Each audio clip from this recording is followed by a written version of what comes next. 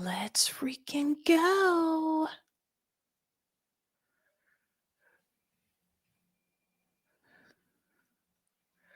Let's go.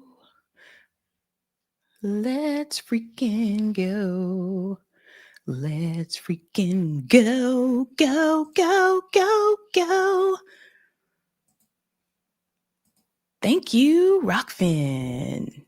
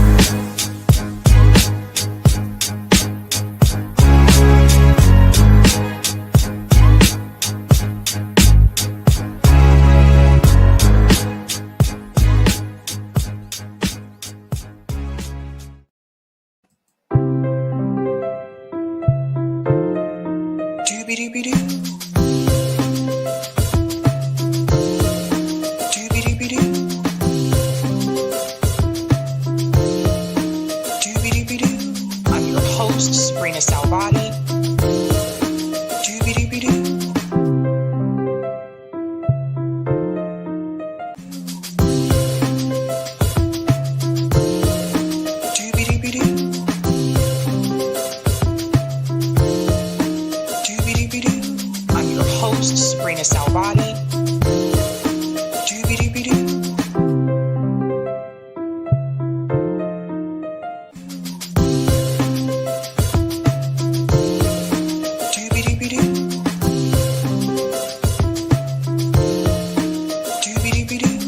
I'm your host, sabrinasalvati. I'm your host, sabrinasalvati.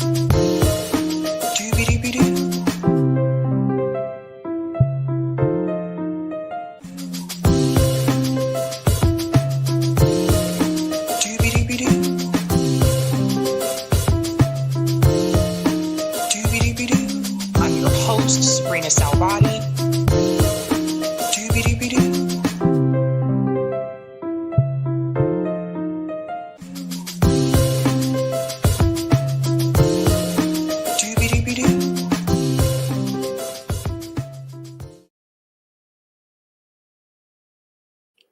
All right. Welcome back, guys. Happy Tuesday and welcome to Sab's podcast. I'm your host, Sabrina Salvati. If you're new, I do want you to know that Sab's podcast is a part of Revolutionary Blackout Network. You can catch me there on December 4th for our roundtable, which is this Thursday.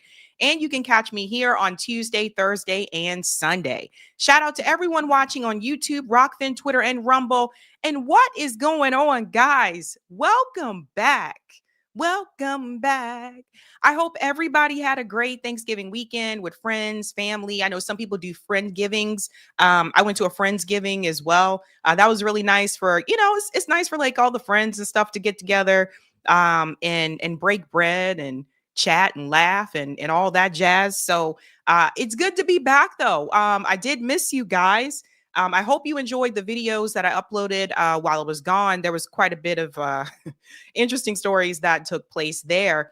But now I'm back and I have so much to discuss with you tonight. Tonight's theme is how low can you go? And if you haven't noticed, it was brought to my attention. Shout out to JB, my comrade JB from RBN.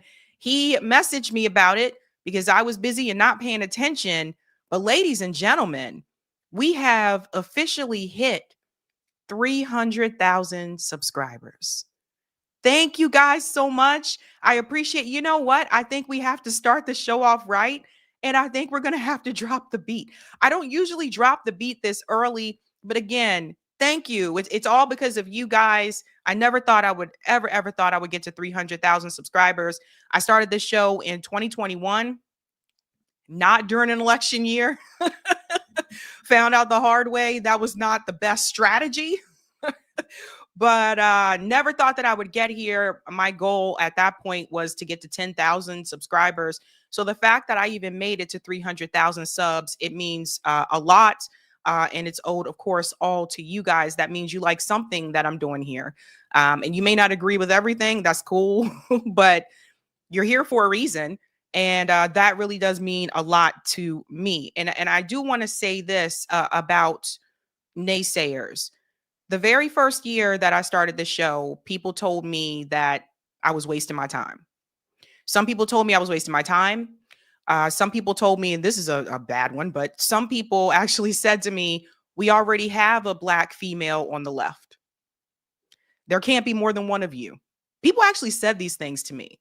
So if people could have seen the things that were happening behind the scenes, if I would have listened to the naysayers, I wouldn't be here right now.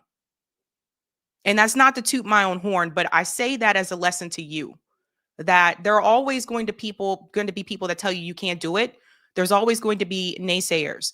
And yes, sometimes there will be trolls and there will be haters. But I think what's important is that if you believe in yourself, and I know that sounds cliche, but if you believe in yourself and you follow a path that you are seriously passionate about, I think you can do it. And I think you can accomplish the goals and even go further. Like I said, my goal was 10,000. So never would have thought that I would end up here.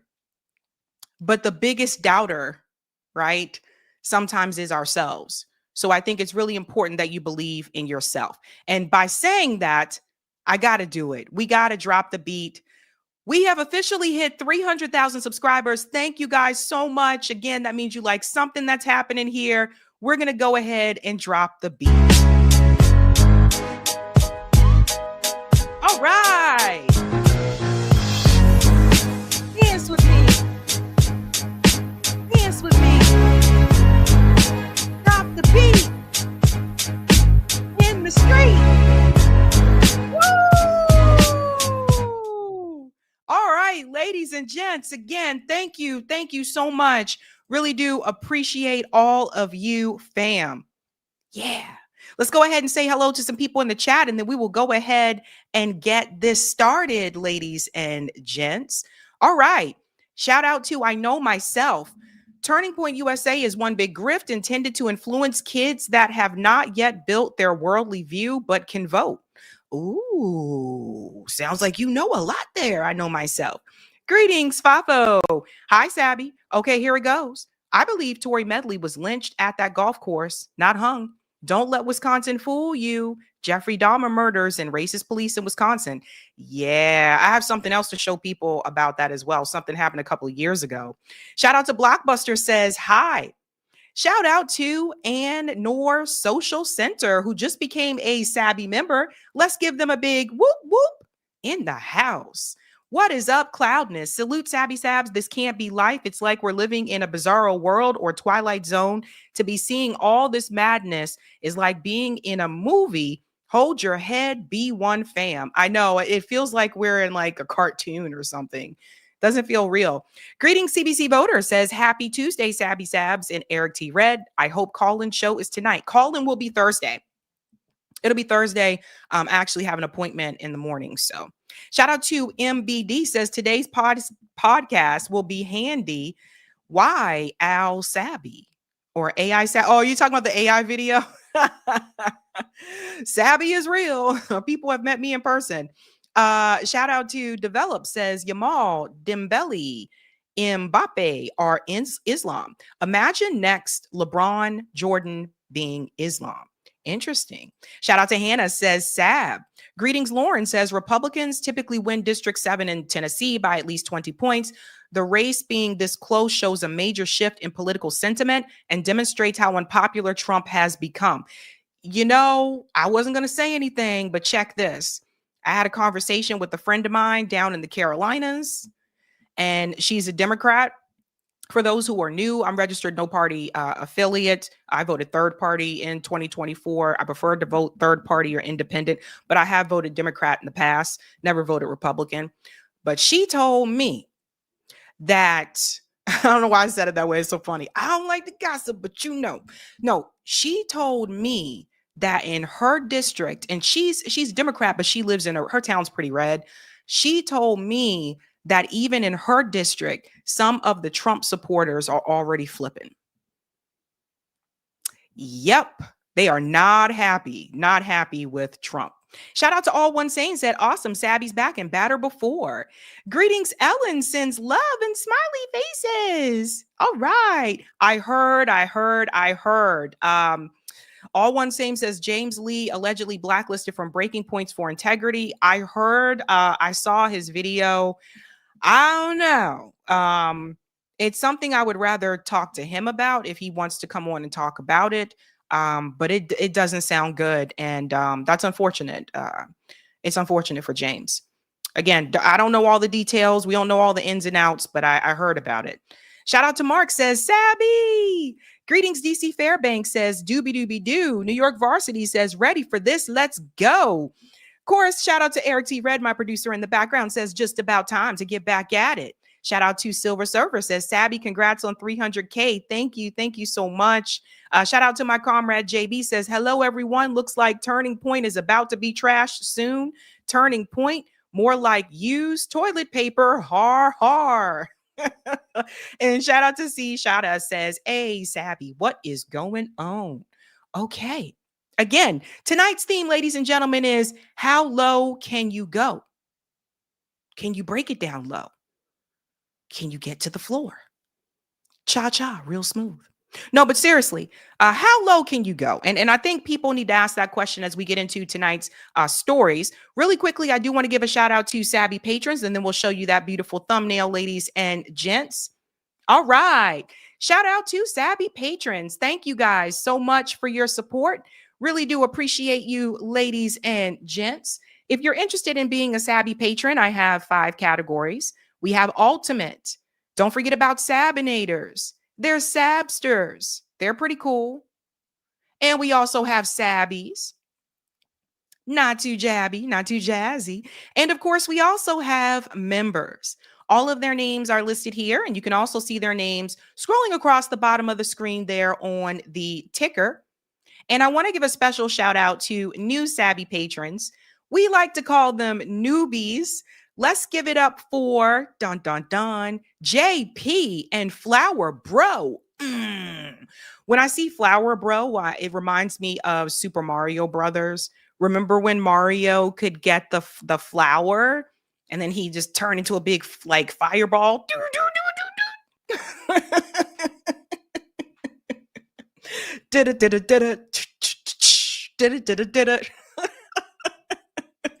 We are back, fam. Okay. Let's go ahead and get started, ladies and gents. People are going to want to play Super Mario Brothers now. Watch. Still one of my favorite games of all time. Mario and Tetris. Tetris is my jam. I could play Tetris for hours. Okay. Let's see what we're going to discuss tonight, ladies and gentlemen. Let's go ahead and show that beautiful thumbnail there. Yeah. We have so much to talk about. Let's give them something to talk about. We're going to do it tonight. Tonight, ladies and gentlemen, we are discussing Turning Point USA is in trouble, honey. Trouble. That is Erica Kirk there, who is now the leader of Turning Point USA since Charlie Kirk has died. The woman next to her has caused a lot of trouble. Miss Jeanette, if you're nasty. And we'll get into it and you'll see what I'm talking about.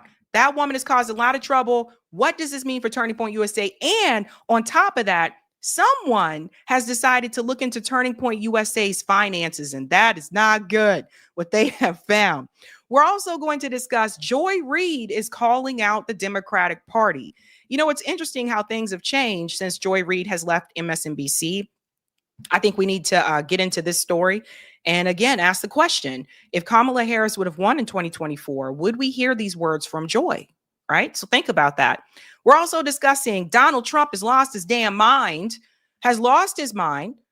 We are catching up on that update about the investigation into Pete Hegseth and what Donald Trump said today about his plans for Venezuela, and there is a split happening there. There is now bipartisan support against this war with Venezuela, and you guys have got to see this.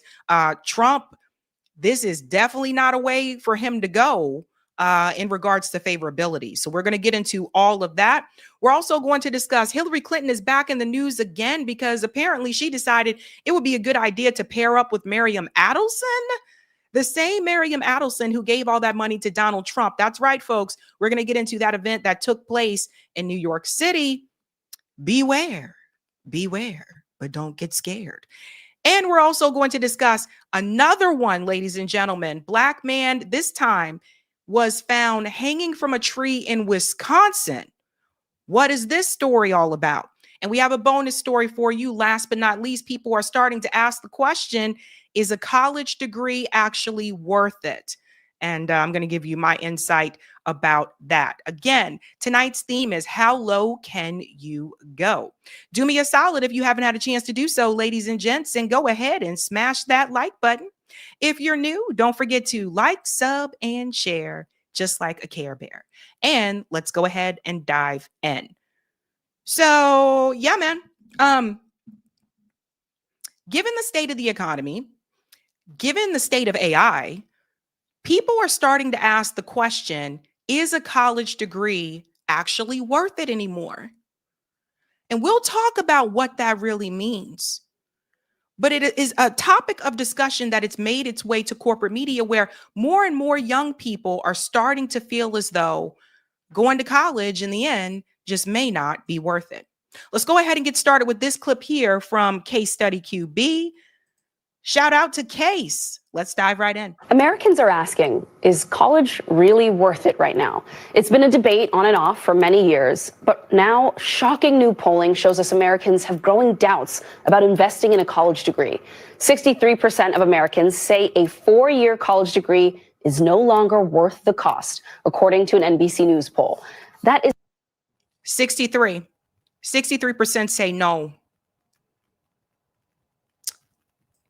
That's a shocking number.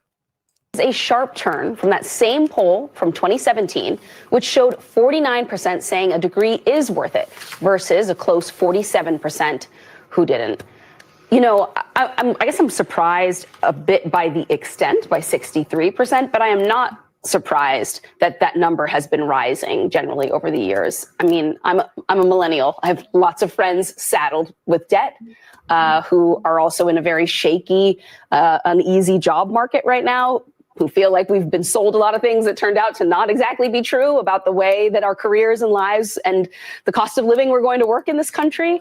And so I'm not surprised then that the generations that they're raising or the young kids they may have or their younger siblings who watch them try to launch out into the world would be saying, well, maybe I should go to trade school or. Pause here for just a second. So let me give you my perspective on this. I worked in the university for a little over 10 years. I was asking this question back in 2020. I think I still have that video on my channel about if a college degree was actually worth it. And to make a long story short, I think it depends on the field that you're going into, but I'm going to give you the warning about that as well, right? So here's the thing. These liberal arts degrees are trash. I'm just going to be straight with you guys. I am not an academic advisor anymore, so I can be a little bit more direct with you about this and not have to say this in such a friendly way. The liberal arts degrees are shit. Don't do it. It's a waste of your time and your money. Okay? No more majoring in history. No more majoring in philosophy. Just it's a waste of time. Okay? That's the first part. The second part. The problem that I have been noticing is that some of these other fields are becoming oversaturated. What that means is that so many people are majoring in certain STEM fields that it's getting to the point where there are just not enough jobs for everybody in those particular fields now. So it's a tricky situation because it's like you want to tell people to follow your passion, but passion has to pay the bills. You know, that's the scary part. And that's the reality that hits a lot of people in the face. So then you tell people to pick something that is going to be more practical, that is going to pay your bills. If you took out student loans, obviously something that's going to help you pay off that student loan debt. Then a student comes to you and they say, okay, I want to major in computer science. I want to be a coder. I want to be a computer programmer. Okay, cool, great. But a lot of people are doing that now. And so what they're finding is that they're graduating and they're trying to get interviews for those positions. And it's just that it's so oversaturated now. Everybody's going into tech. Everybody's trying to be a part of a startup or create their own startup. You know, there's only so many people you can hire in the tech profession as well. And so this is similar to what I saw happen when I was in undergrad, where a lot of my friends majored in nursing. And that was a big thing at that time. And they went out into the job market and some of them were able to find nursing jobs, but eventually the nursing field became oversaturated. Now, post-pandemic, that is changing a little bit from what I understand. But same thing with law. At one point, everybody was like, I'm going to law school. I'm going to be a lawyer. Everybody wanted to be a lawyer, you know? And so if too many people go into a field, it becomes oversaturated and there aren't enough jobs available for you anyway. Then there is the issue with AI, which I talked about earlier today, which is the reality is AI is starting to take some of these jobs, right? So we were warned about this by Andrew Yang. I didn't realize it was going to happen as soon as it is, but Microsoft has already laid off thousands of people. Forbes magazine has been talking about Goldman Sachs is laying off people. A lot of layoffs are happening. I just spoke to a friend the other day that the only job that she's been able to find is, of course, a contract position, which is only like 8 months to a year for a lot of them. And then it's like you're back job searching again. And a lot of times those positions don't provide benefits. So it's a tricky situation. So is a college degree worth it today? Here's what I would say. If you have to take out student loans to go to college, I would not choose a field that is going to give you a salary under $100,000 a year. Just going to be point blank with you. Because the reality is, you get the student loans, you major in something that you really like, and then you get a job. Like teaching is a good one, right? You always wanted to be a teacher. But in order to go to college, you have to take out student loans because your parents just ain't got it like that. So you take out the student loans to go into teaching. You get a teaching job. But as we all know, teaching doesn't pay much. You can get a bump of salary a little bit if you have a master's degree. Here in Massachusetts, particularly in Boston, they require a master's degree to teach here. But the reality is teachers don't make much, right? But now you got all the student loan debt. So you got the job, but you have all the student loans that you have to pay off. So how much of that money are you actually able to save? And if you can't really save much, then you can't put a down payment on a home. You'll never be able to buy a home anyway, right? This is the reality, folks. And a lot of people don't want to hear reality. I feel like sometimes people want to live in a fantasy world, but this is where we're at right now. So that's my advice. If you can't make at least $100,000 a year and you have to take out student loans, I would say pursue something else. Go to trade school. Become a dental hygienist if you like teeth. The pay there is pretty well. They make more than teachers do. And you won't have all that student loan debt. Just something to think about. Let's continue on. Maybe I should be like learning to code or something. I don't necessarily have to go to college to do that. So I'm not that shocked by this, but it is to me very sad because of what this, I guess, represents about the American story and I guess a larger like unraveling of our fabric and what we've been told this whole project was supposed to be. I mean, how much do you think, Catherine, that this is corruption of the higher education cartel in that the cost so skyrocketed and outpaced what people are making in salaries that it simply is unaffordable? You look at these numbers, and this also is a poll about affordability too. When you aren't going to move into a profession and be guaranteed a dramatically different salary that is going to repay those loans, why do it? So I disagree with the premise of a lot of what we're talking about here. In particular, the sticker prices of college are very high, but particularly for elite schools, for flagship schools, very few people pay the sticker price. So it looks very unaffordable. But if we're talking about like a typical school that that has admissions, that doesn't accept everyone, their prices actually that people pay, the net price that people pay, is not as high as you would think. And I think that. How many people get into those schools that she's talking about, though? Right? So, like, if you get accepted to Harvard and financially, you can't afford it. Like, now Harvard does, from what I understand, they do pay. Like, they'll be able to help you there. But how many people get into Harvard? How many people get into any of the Ivies? Like, let's be realistic here. Okay. So a lot of people, especially like when I was in high school, a lot of us went to state schools, right? I had friends that went to, the University of North Carolina. Even the University of North Carolina, which is a public university, is still expensive because it's a highly ranked school. It's hard to get into UNC too. Same thing with the University of Virginia, UVA. Also competitive. So here's the thing, folks. As much as we talk about student loan debt, the reality is I don't see any agency putting a cap on the universities and stopping them from increasing the tuition. And that's ultimately what the big problem is. If these universities can continue to increase the tuition, I mean, how do you compete with that unless your parents have money? My parents didn't have money. A lot of you watching me, you didn't come from money either. So my parents didn't have it like that. They were able to pay some for college, but I had to work when I was in undergrad, and I also had to take out student loans.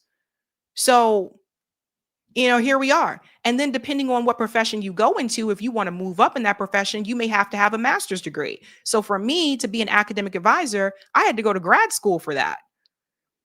See that all these things just kind of come together.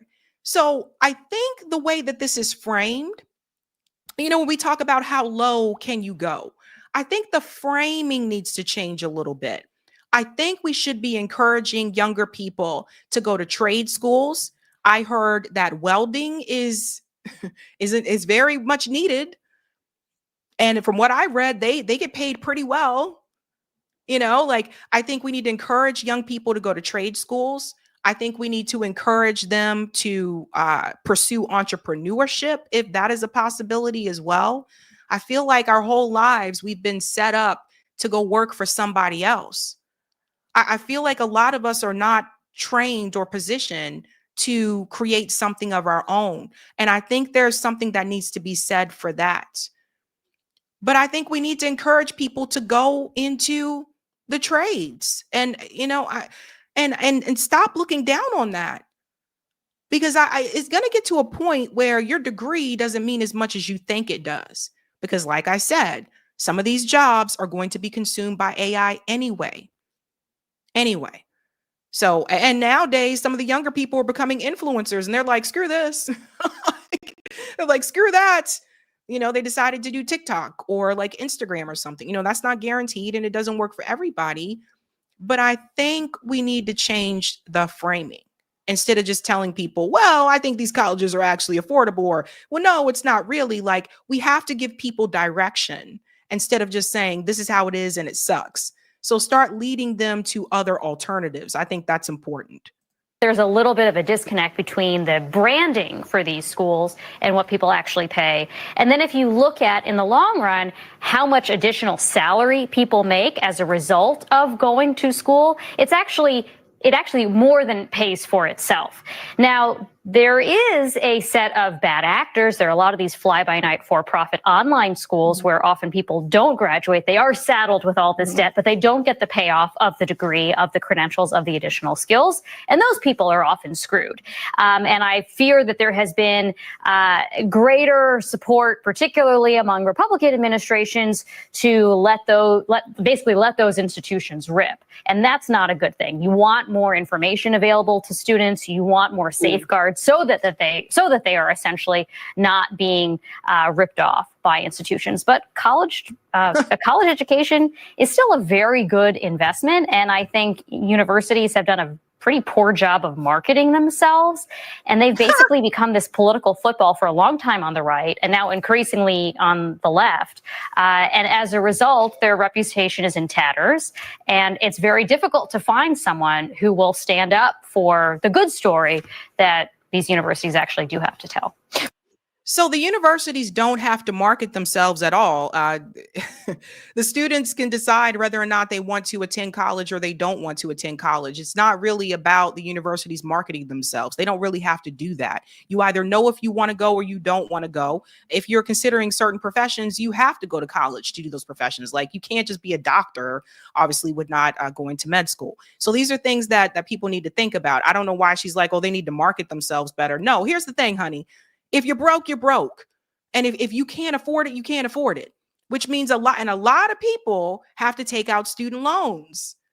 So I feel like she doesn't want to really deal with the reality that we have in this country today, where the middle class is almost non-existent.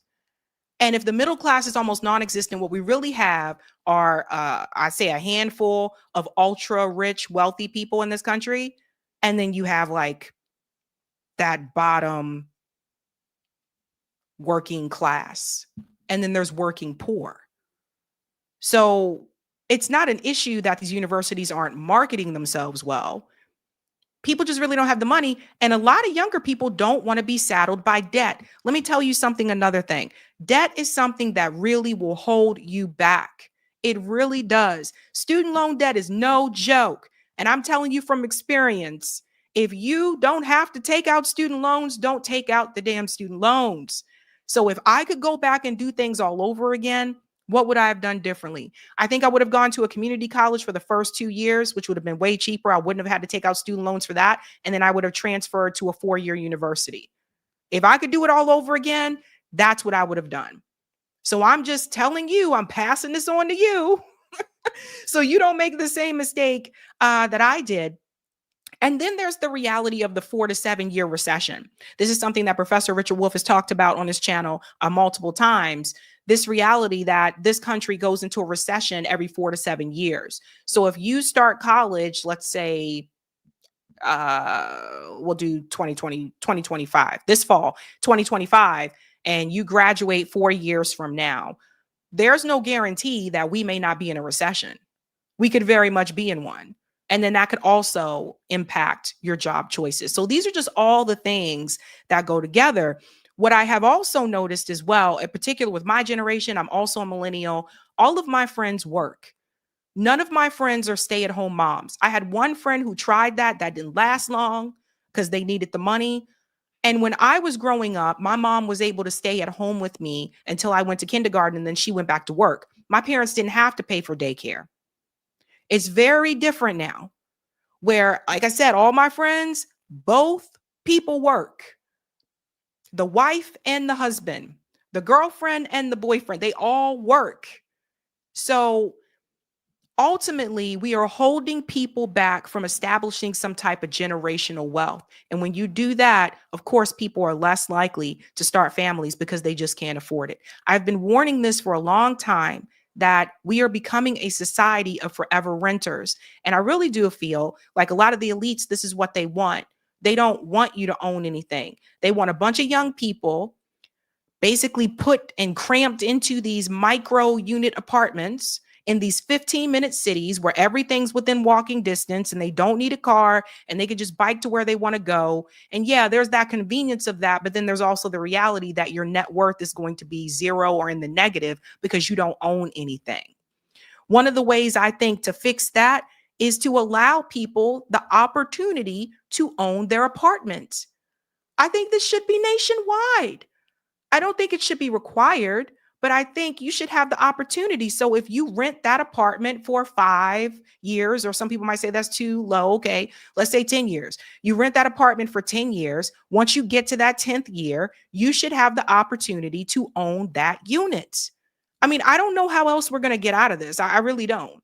But I feel like we got to have a little bit of give and a little bit of leeway to help the young people. But what about state schools, though, where they're still even much more expensive than they were, say, 20 years ago? And so going into debt, if you're going to Harvard, if you're going to Princeton, it could pay off and it could be worth it. These elite institutions. State flagships are still a good deal. No, but if you're debating going to, say, a school that might have a more dubious record and taking out a bunch of loans, as some of the more dubious schools that you've talked about, these for-profit universities, but I don't know. Is it a good investment when you do have so much education that is available on the internet now and just through various ways? No doubt, there are lots of great opportunities for tradespeople and, lots of career paths that don't require a 4-year degree. And I think we should be making it more feasible for students, for young people and mid-career people, for that matter, to enroll in those kinds of programs. And we don't do enough in terms of apprenticeships and these, again, these various trade programs and things like that. But I don't think we should write off 4-year degrees. I think that those are generally quite a good investment. Again, as long as you are talking about the schools that actually do get screened and that are trying to make sure that they're— For the record, I don't think we should write off. I would tell people still to go to college. I mean, I'm just not surprised, I guess, to see the slipping support, because I think people in general feel like they've been sold. Yeah. So let me say this here, because I think this is important to stress. She mentioned the state schools. I'm sorry, but a lot of the state universities right now are also expensive. Look up the cost of tuition for the University of Massachusetts, the flagship school in Amherst. I think you might be surprised. I just told you, University of Chapel Hill is a state school, but it's expensive. Those prices have increased dramatically over the years from what I remember when I was in undergrad. And so I disagree with her about that. And then there's this reality right here. As AI wipes jobs, Google CEO Sundar Pichai says it's up to everyday people to adapt accordingly. We will have to work through societal disruption. So you see, this is what I've been telling everybody about. So you go into these schools, and if you don't have to take out student loans, this isn't going to hurt you as much. But if you do have to take out student loans and you took out these loans to go to this school to get this 4-year degree and then turn around and that job, that particular field is now being overtaken by AI, what do? Tech leaders are split on whether AI will bring about jobs Armageddon or a utopia of zero work and universal high income. Now, Google CEO Sundar is adding to the debate. And in his eyes, everyone's job could be impacted by the new tech, even his own. People will just have to adapt accordingly. And this is what, we've been sounding the alarm about this, guys. So you can do all those things that that woman said on that panel. And if AI consumes your job, then what? Big reality. So people ask me, is college worth it? I think if you don't have to take out student loans and you're going into a field that's gonna, do well, or you're going into a field that's going to make over $100,000 a year and you do have to take out student loans, then I would say yes. But even then, there's no guarantees that field is still going to be popping by the time you graduate from undergrad. So there's things you have to weigh here. But I just don't want more people to go into debt. So if you were to ask me, well, I got to take out $50,000, $60,000 in student loans to go to college, I would say no. I would say no from my experience. So that's my take on that. And some people may not like that, but I'm just keeping it real with you. just letting you know that's how I would go forward with that. So let's go to some of the comments here, ladies and gents. Shout out to Roger Meadows. Thanks for the super chats. I'm currently appealing my ex. I think they think I'm fake. Oh, yes, guys. A friend of the show, Roger Meadows, his ex account was suspended. Roger Meadows, of all people. I hope that works out, Roger. That's the thing about the social media. Shout out to Kimi, who's been a member for 13 months. Here's to 3 million more. Congrats, Sabby. Thank you. Thank you so much. Thank you, Roger. I told that before JB did, Sab. You sent me the surprise emoji. I told JB about it. Thank you. Thank you. My dog says, congrats on 300K. Thank you so much. Thank you, Mark. Here's the thing. Joy Reid is really compared to you. Why should she be more recognized than you? I mean, she was on MSNBC. She was on corporate media. Thank you, Andrea. Watching since the beginning. Awesome to see your journey so far. How inspiring and how lucky we are to have you here. Thank you. Thank you, Cynthia. Congratulations, pretty lady. Well deserved. Thank you. Thank you, War is a Racket. Congrats on 300K subs. I don't follow too many leftists anymore since I Dem exited, but like your perspectives and takes. Thank you. Thank you, Dust. The media knows the words war crimes. Imagine that. Thank you, Lorez. Congrats, Sabby. 302K with you for 4+ years. Thank you. Thank you, Kinman. Kim Kardashian, get up off your effing ass and work. Oh, I remember she said that. Thank you, Sherelle. Take a personal finance course if you are in college. It should be taught in high school, really, but it's never too late to learn. I think that's good advice. Thank you, Ron. Home Depot is giving out free trade training. Shout out to Home Depot. What's up? That's good. Thank you, Texas Real. Debt is a MF. Weighs on your soul. Hard thing to shake because, fams, I dug my way out. It's really difficult. Anyone needs help putting a plan to execute down, I'd mentor and help people for free. Retired Electric Grid Operations, Texas. Well, you guys heard that. Reach out to Texas Real. Thank you, Roger. I was talking about 300 subs. I told us before JB. All right. Thank you, Roger. Okay. We'll go to Rockfin after the next story here. Let's go ahead and get into this. This story is a doozy. So a couple of months ago, I told you the story about Reid. He was found hanging from a tree in Tennessee.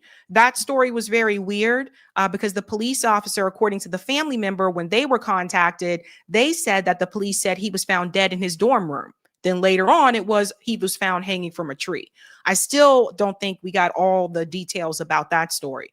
But now there is another story. This is wild. This time in Wisconsin, family of a man found dead on Brookfield Golf Course wants answers. Let's go ahead and get into this story here. That's right, ladies and gentlemen, from Tennessee to Wisconsin. Here we go. A lot of people aren't talking about this story. Listen to this. Begin here, though, with a family's call for answers after a man is discovered dead on a Brookfield golf course. A warning, though, the details in this story may be difficult to hear. Police say first responders found Tory Medley hanging from a tree at the Brookfield Hills golf course near I-94 and Moreland Road last week. 12 News' Kendall Keys joining us there live tonight. And Kendall, police believe Medley died by suicide. Right, Blake. While their investigation remains open, right now Brookfield police say the evidence points to suicide. Meanwhile, Medley's family says they're without closure, and they're calling on police to conduct a thorough investigation. Let me pause here for a second. This is a recurring theme with these incidents. The police just usually automatically rule it out and say, well, they unalive themselves. We got to be careful what we say on here because it's YouTube, right? That has happened over and over again with most of these cases. At some point, people have to start asking the question, is that what's really happening? Wait till you see what I show you, what also happened in Brookfield 6 years ago. And I think that may answer your question as to what is really going on. Last week, early Thursday morning, callers thought they saw someone deceased. They're advising it's on the golf course. A death investigation unfolding on the Brookfield Hills golf course. Police blocking off surrounding roads for hours. When I called and they told me what happened, I just was in a state of disbelief. Sheena Medley speaking with 12 News from Hawaii on Zoom. Her brother, Tory, the man found dead on the golf course. Brookfield police saying he was found with a strap around his neck, the other end attached to a tree branch. Does he have any connection to that golf course that you know about? No, not that we know of. He was living in Milwaukee. Okay. He was living down off of St. Paul. So he didn't have. Pause here. He was living in Milwaukee. Now, I don't know if people know a lot about Milwaukee. Angie said golf course red flag. Yeah, that's a big red flag. I don't know if people know as much about Milwaukee, but Milwaukee is another one of those cities that is hyper segregated, much like Chicago, right? But from what I understand, Milwaukee, it's even more noticeable. So it makes me wonder, is it one of those cases again where he was on a side of town where he would have not been welcome? We still have sundown towns in this country, guys.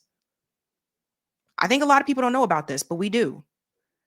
So let's pay attention to the locations. Again, this is going to be important when I show you what happened a couple of years ago, also in Brookfield. St. Paul. So he didn't have a vehicle. And so the question is, how did he get out there? When did he get out there? Why did he go out there? Police saying that day they believed the death to be a suicide. More than a week later, with a completed autopsy, Brookfield police say that's still the case.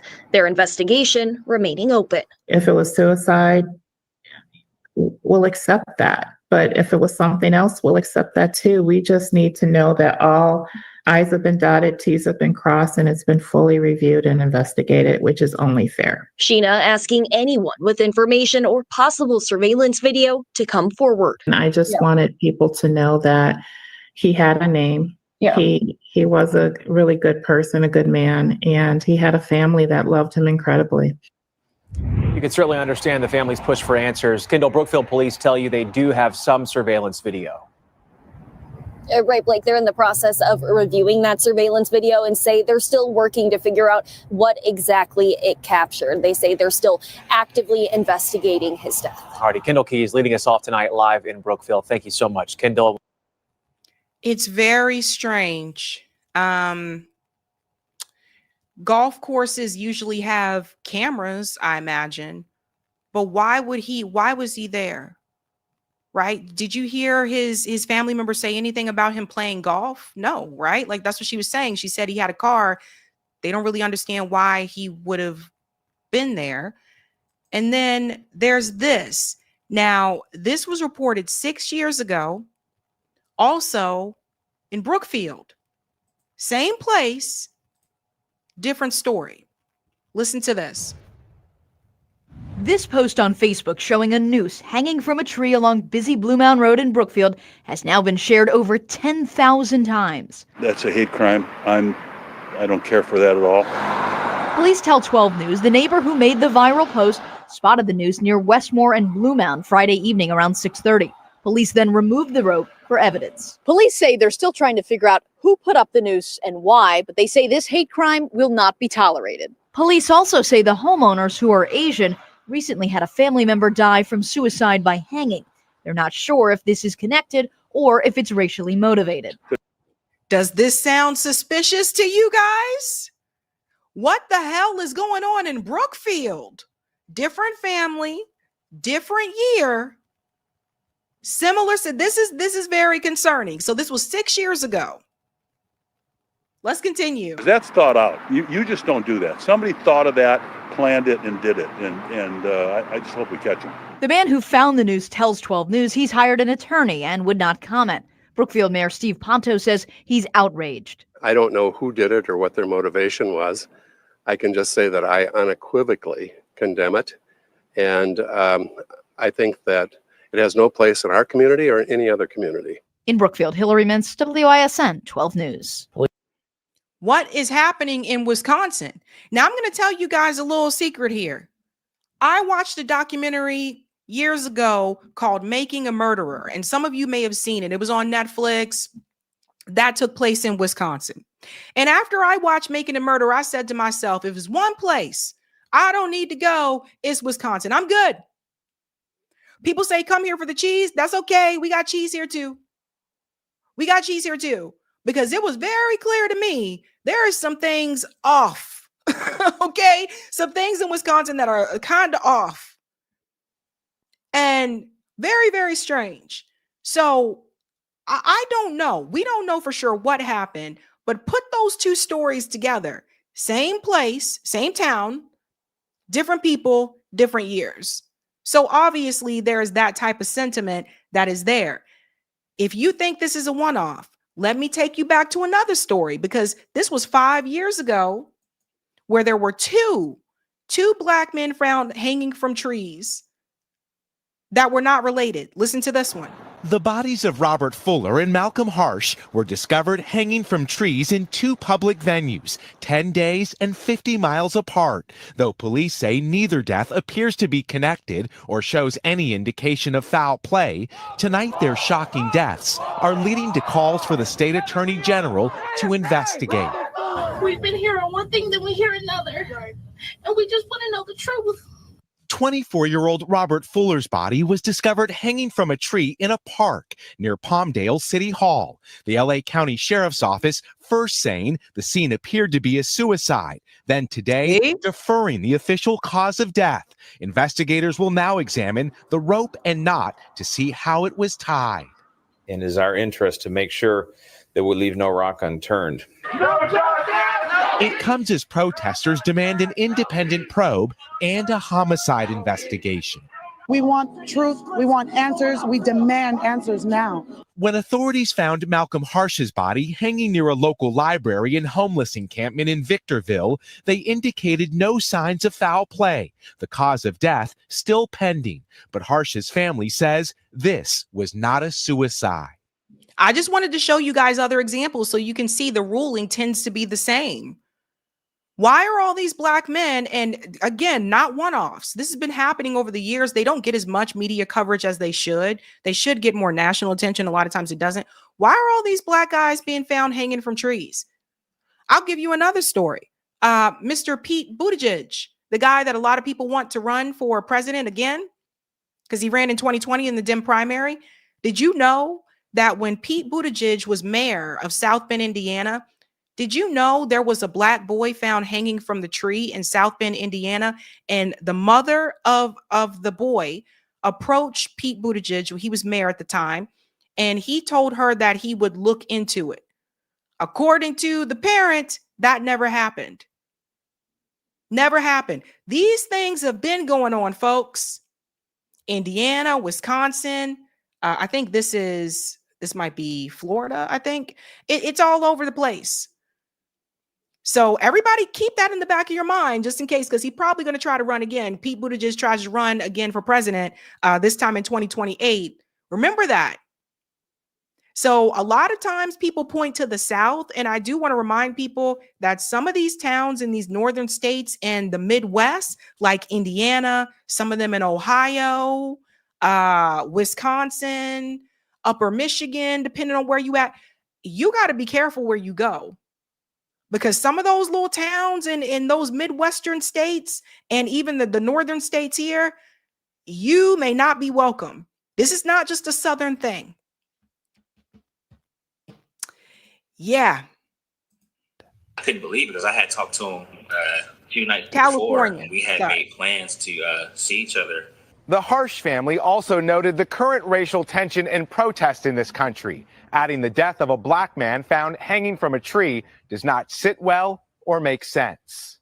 Tonight, California's Attorney General and the FBI getting involved, looking into the death of two black men, raising questions across the country.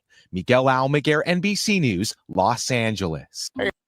Again, so I showed you different locations, right? So you could see the point. California, Wisconsin. Trey Reid was in Tennessee. And these are just the ones that we know about. What about the ones that we don't know about? So when we say, like, how low can you go? Notice that with a lot of these cases, they are automatically ruled as they unalived themselves.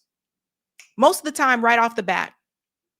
Most of the time, they don't even get into an investigation and say, okay, here's what we think happened. Most of the time, it's automatically, there's no sign of foul play. There was another one more recently, North Carolina. This one was on TYT. A black male found hanging from a tree in North Carolina. Here it is. Hey y'all, I would have never thought I had to make this kind of post, but my family desperately needs your help. This is my little cousin, Javion McGee. He's from Chicago, Illinois. He was 21 years old and would have been 22 in a few weeks. He was found hanging from a tree in Henderson, North Carolina yesterday. He drove trucks, so that was his reason for even being out there. The police officers are trying to say that he went to Walmart and purchased the rope and hung himself. We obviously don't believe that, and we are just asking for your help to push your story out there. This isn't covered on any local platforms. No news stations, radio, none of that. So we're trying to push it out there. We really need your help. The police officers in the coroner's office are giving us a hard time, not allowing his mom to identify the body. At one point, they told her she can't identify the body due to COVID. And then the next day, today, they told her the father has to give her permission for that, which he said that he would. She asked if they could send her pictures at least. They told her yes, and then turned around and told her, oh, I don't think that you want to see your son like that. So again, it can happen anywhere. And it seems like these incidents increase over the years, because I feel like I hear about them more now than I did, let's say 10 years ago. But this has been happening. It's been, what's going on? What's really happening out there, folks? Because part of me wonders if this is part of some type of initiation. Some people say ritual. I'm wondering, is this some type of gang initiation where they have to do this? But look at how quickly they just toss it aside and say, no foul play, nothing else to really see or look into here. So I wanted you to see the other examples so you know this is not a one-off. And we got to be careful out here. And I say to everybody, like, please, please, please be careful. But something is going on. I do not believe all of these guys, and these are just some of them, but I do not believe all of these guys did this to themselves. Something's going on. And don't forget that Congress, they still never passed the anti-lynching bill. Kind of convenient, huh? Something to think about. How low can you go? Let's get to some of the comments here, ladies and gentlemen. Thank you for the super sticker, Michelle Sosa. Thank you. Thank you, The Traveler. There are more sundown towns in the Midwest now than there are in the South. And I've never met a Black person who delete themselves by, I get you. I get you. Thank you. Let's go to the comments on Rockfin. Let's keep it moving and grooving. Hey, hey, hey. Thank you, Roger. Worker co-ops, worker co-ops, worker co-ops, worker co-ops. Understand, people, I keep telling y'all, no matter how much we try to resist, labor unions will not save us. UBI will never be enough and will subjugate us to the will of Congress. And trade won't save us in the long term. Robots eventually coming for that too. The only thing that will save our jobs is when the workers are the boss. When we own it, then we decide how far to go with AI. If we need to forego efficiency, so be it. Another good point there, Roger. Worker cooperatives. Another good point. All right. All right, ladies and gentlemen, if you haven't had a chance to do so, smash that like button. Thank you. And we're going to keep it moving and grooving. We're going on to the next story. And holy hella moly. Oh, my God. Yeah, this one's wild. It appears that Hillary Clinton has just participated in an event with Miriam Adelson for Israel. The same Miriam Adelson who donated all of those millions of dollars to Donald Trump's campaign. As you see, people that are a part of the same class tend to flow together. They tend to move together. So they may be a part of different political parties and support different political parties, but at the end of the day, class recognizes class. And all these rich people tend to move in one accord. Well, shout out to Prim because he was the one who exposed it. Hillary Clinton will speak at an event for Israel Hayom, Israel's most read newspaper run by Israeli-American billionaire and Trump donor Miriam Adelson. She'll join John Fetterman, Eric Adams, Trump UN ambassador Mike Waltz, Biden official Amos Hochstein, and Israeli officials. And here's all their faces. Right here. So Hillary Clinton is over here hanging out with Miriam Adelson. So do you see how, and this is why we have the ratchet effect. This is why we have this issue where you have this wheel, and you have the right on one side, you have the Republicans on one side, you have the Democrats on one side, but then there's that ratchet that's thrown into that wheel to stop it from going to the left of the Democratic Party. So the Democrats, the Republican Party move things to the right, but the Democrats also move things back to the right, to the Republicans, because they don't want anything to go towards their left. So here we are. First of all, John Fetterman shouldn't be in Congress. I called this from day one. When this guy was running for office, he made it very clear about his position on Israel. I don't know why people miss this. He said in multiple interviews that he was not a progressive, but people told you that he was. These are the words that came right out of his mouth. But John Fetterman at this point should not be in Congress. I thought this guy was disgusting from day one. This is the same guy who pointed a shotgun at a black jogger's chest. That's the same guy that everybody was out there telling you is progressive. So should have never been there. Said that from day one. Hillary Clinton endorsed John Fetterman. So that should have been a big red flag to people. So they are moving in one accord. They're both pro-Israel and don't give a damn about the Palestinian people. So let me show you this event here. Israel Hayom showcases Israel's voice on the world stage against the backdrop of the war and shifts in the White House. Top policymakers, influencers from Israel, and the United States will gather in Manhattan at the Israel Hayom Summit. Among the speakers are Mike Waltz, Hillary Clinton, John Fetterman, leading business executives, heads of major Jewish organizations, and survivors of Hamas captivity. So this is what's happening right now, folks.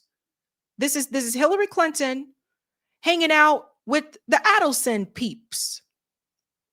Now let me ask you a question. Why was Hillary Clinton invited to this event? Hillary Clinton isn't a politician anymore. Why was she invited to this event? She's not Israeli. So what's this all about? And this is why I say the Democratic Party has to fully walk away from AIPAC. They got to walk away from corporate money. I don't think they're going to, but they need to walk away from these things. Because you guys are swimming in the same pool with shark-infested waters. So there she is. The event will open with commentator Yov Lamor, Israel Hayom editor-in-chief Omar Lachmanovich, and the newspaper's publisher, Miriam Adelson. Dr. Miriam Adelson. So this, and that's why, let me scroll down a little bit because we can't show the hostages. This is what they're focusing on.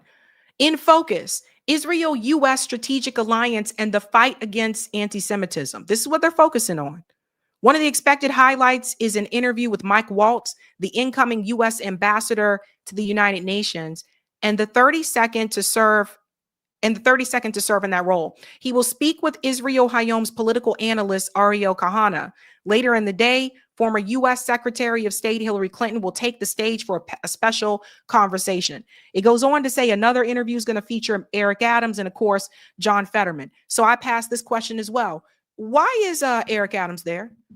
Eric Adams is heading out the door as mayor of New York City.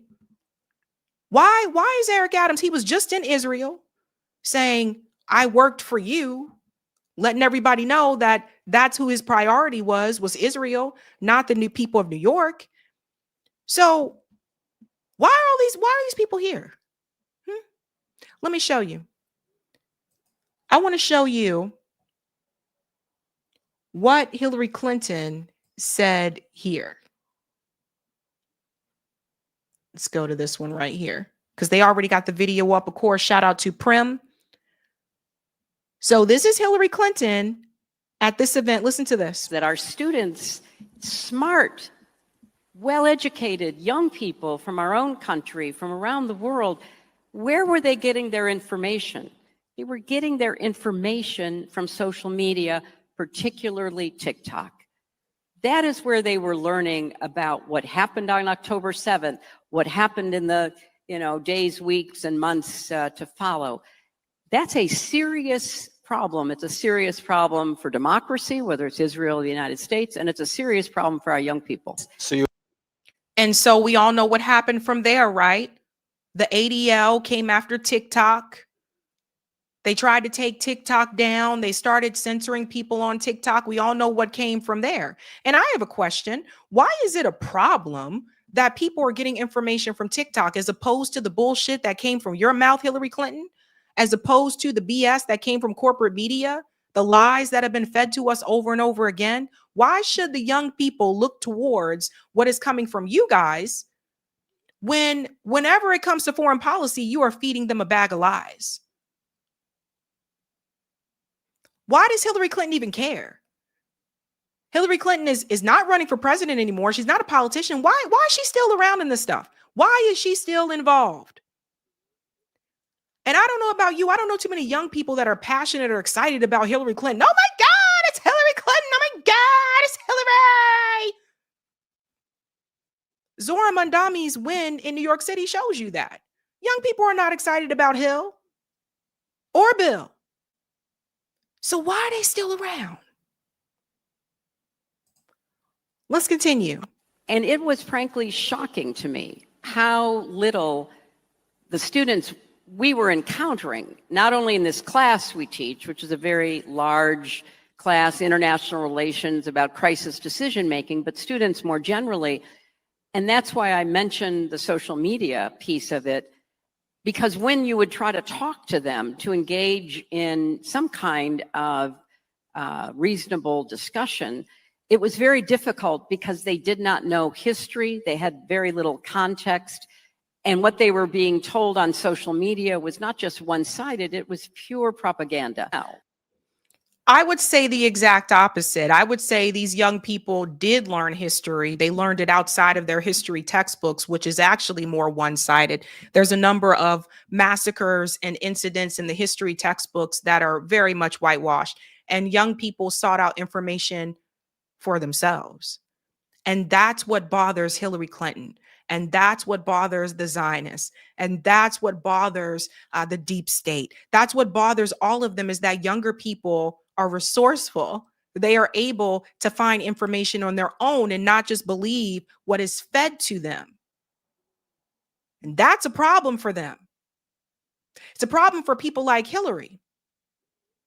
We're going to get into some of the things she said in the past, too. I want to show you about this particular issue. And so when you think about how to tell Israel's story, and it's important, it's not just looking internally, it's looking externally, and particularly looking at young people, because, you know, it's not just the usual suspects. It is a lot of young Jewish Americans who don't know the history and don't understand.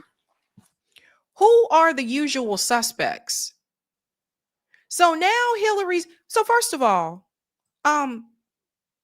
now Hillary, this is kind of insult here, she's trying to tell young Jewish people in the United States that they don't know their own history.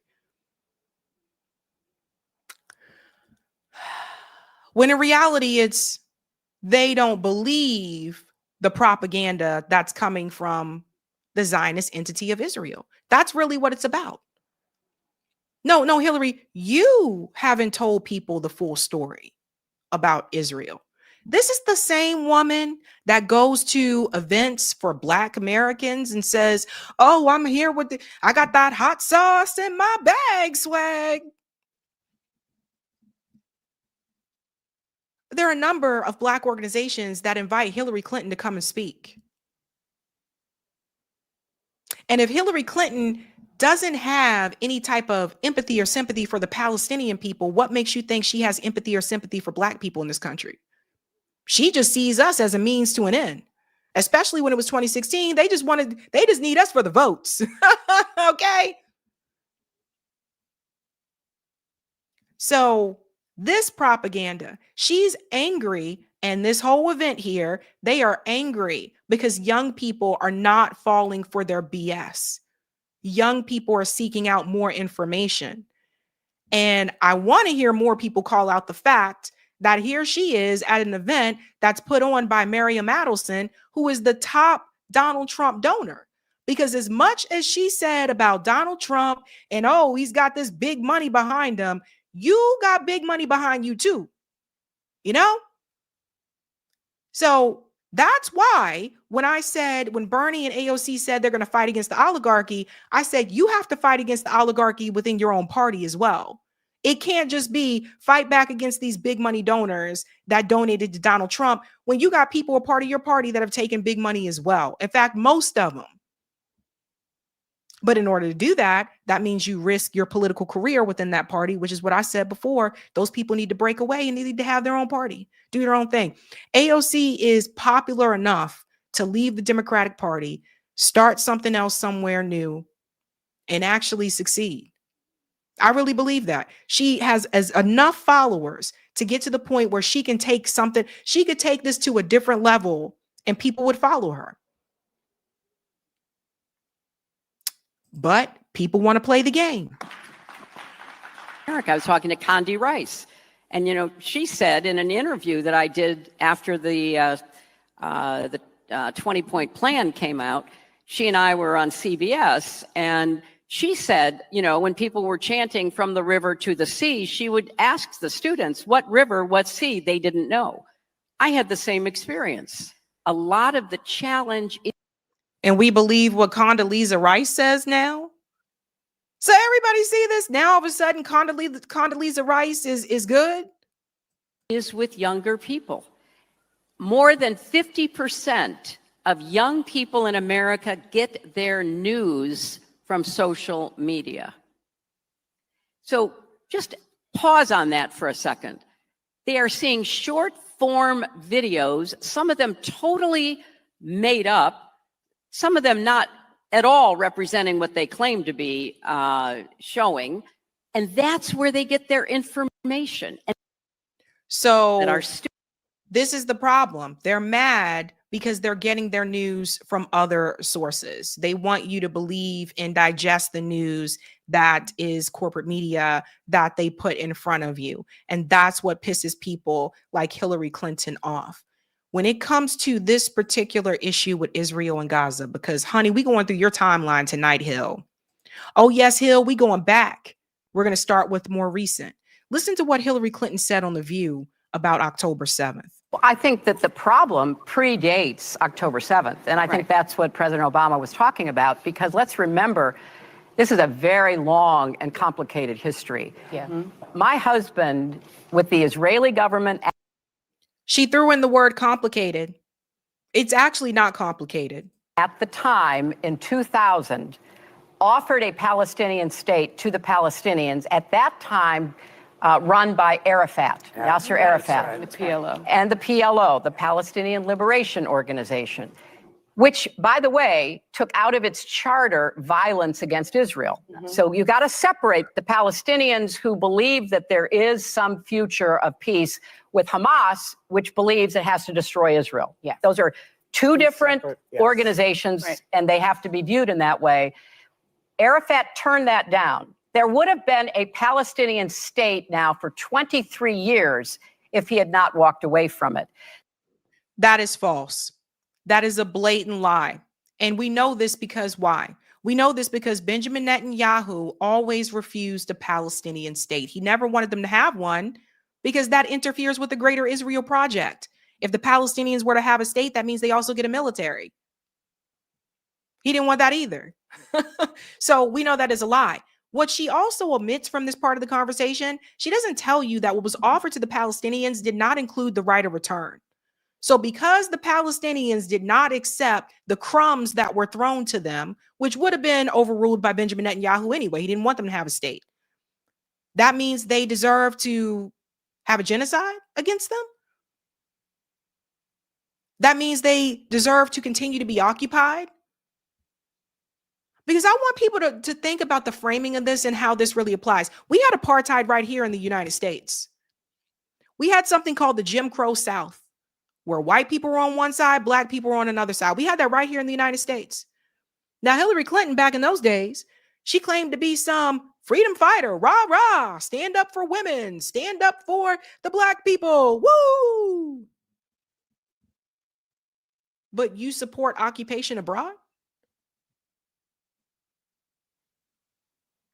This is why I laugh. I laugh at these politicians. There was another attempt when I was Secretary of State to try to, bring the Palestinians and the Israelis together. That didn't work out. Israel left Gaza in 2005 and forcibly ejected 50,000 Israelis who were living in Gaza. They weren't supposed to be there in the first place. And two, are we just going to forget that the Zionists who came over to Palestine didn't eject the Palestinians off that land?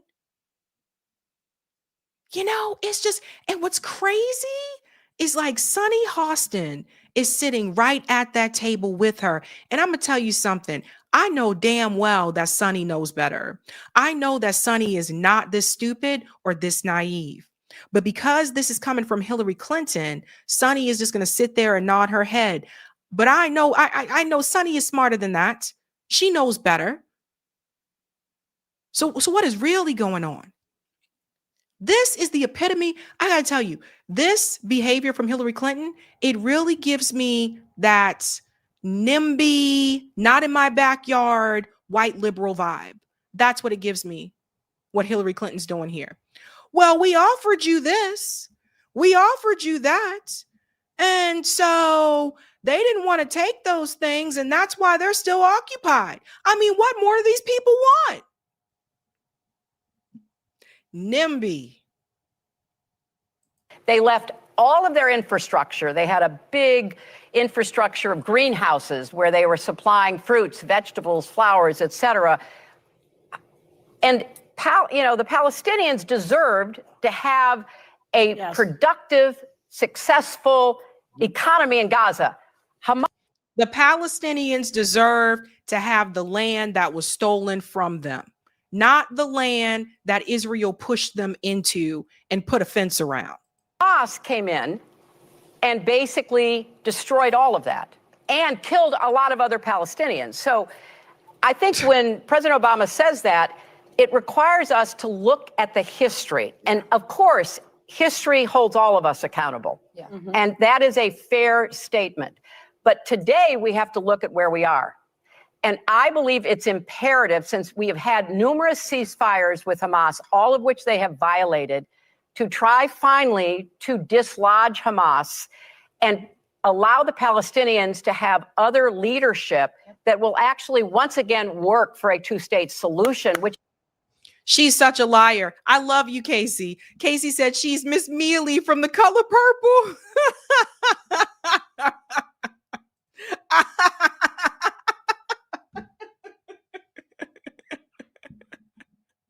Driving Miss Hillary. Oh my God. It's brutal, right? It's brutal, guys. So again, doesn't want to get into the occupation. Can we go to part 2 of Type VNC? Doesn't want to get into the occupation, doesn't want to get into the oppression, doesn't want to talk about the Nakba. I mean, you kick people off their land and then you're mad that they're upset about it. It is some crazy stuff when you think about it, right? I want to take you to something else that happened. This was on Democracy Now!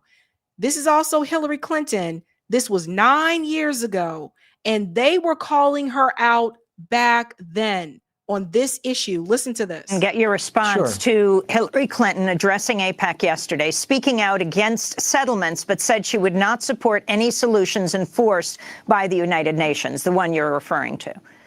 Everyone has to do their part by avoiding damaging actions, including with respect to settlements. Now, America has an important role to play in supporting peace efforts. And as president, I would continue the pursuit of direct negotiations. And let me be clear, I would vigorously oppose any attempt by outside parties to impose a solution, including by the UN Security Council.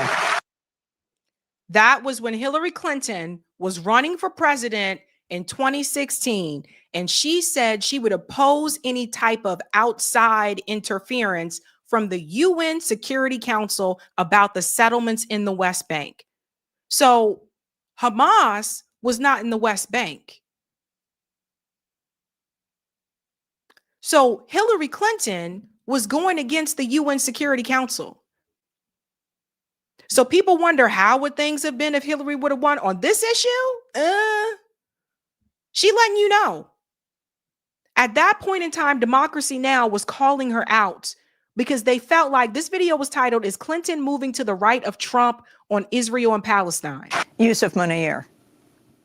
These are extremely empty words, and I think it really highlights the corruption of U.S. policy on this very issue, specifically the issue of settlements. You know, in the late 1960s, in 1968, there was a national intelligence estimate that was put together regarding Israel after they had began their occupation of Palestinian territory in the West Bank and Gaza. And it said that if the Israelis continue to occupy this territory for 2 to 3 years and build settlements there, it'll be impossible for them to turn back the land. That was in 1968. As recently as last week, the Israelis continued again to expropriate land deep inside the West Bank, this time outside of Jericho, in an area that's nowhere near the Green Line. And the response from the State Department was simply, well, you know, we find this troubling and it leads us to question the intentions of the Israelis and whether or not they're committed. So I show you this, guys, to show you this has been going on for a long time. And Hillary Clinton, that was her speaking at an AIPAC event. And then I want to take you back here 15 years ago. So I'm going to show you how she changed over the years. 15 years ago, this is what she had to say. It was titled, "Israeli Building Hurts Peace." Listen to this. Given the shared challenges we face, the relationship between the United States and Israel has never been more important. The United States has long recognized that a strong and secure Israel is vital to our own strategic interests. Last fall, I stood next to Prime Minister Netanyahu in Jerusalem and praised his government's decision to place a moratorium on new residential construction in the West Bank. That's when, even back then, she was working with Benjamin Netanyahu. And she made it very clear that what was happening, what Israel was doing, was important to U.S. strategic interests. Let me tell you what that really means. That the United States government also wanted the Palestinian people gone. This whole idea of a two-state solution, that is just a carrot that they've been dangling over the years. That includes Hillary Clinton, that includes George W. Bush, Donald Trump, Barack Obama, and of course, Joe Biden. Kamala Harris would have been on that same path. That's why she was also taking money from AIPAC. So that two-state solution, that's just a carrot that's just dangled, just to hush up the pro-Palestinian activists. And you see how this is going. So everything you see here, this whole timeline, this is why Hillary Clinton is at that event with Miriam Adelson. So this has been the plan. And I wanted you to see where it all came from. And then I praised it again in Cairo and in Marrakesh and in many places far from Jerusalem to make clear that this was a first step, but it was an important first step. And yes, I underscored the long-standing American policy that does not accept the legitimacy of continued settlements. New construction in East Jerusalem or the West Bank undermines that mutual trust and endangers the proximity talks that are the first step toward the full negotiations that both sides say they want and need. Now, 15 years ago, she said new settlements and Israel building, new settlements hurts that work towards peace that they were trying to do. And it hurts that idea for a Palestinian state, which they knew was never going to happen anyway. This is her speaking again at AIPAC, right? So how did she go from that to fast forward to 2016? And she says that she will not accept an outside force like the UN Security Council, which she called them out by name, telling them what can happen and what can't happen. You just going to throw out the United Nations? Notice how I show you this to show you. Notice how she shifted more harsher when she started to run in 2016.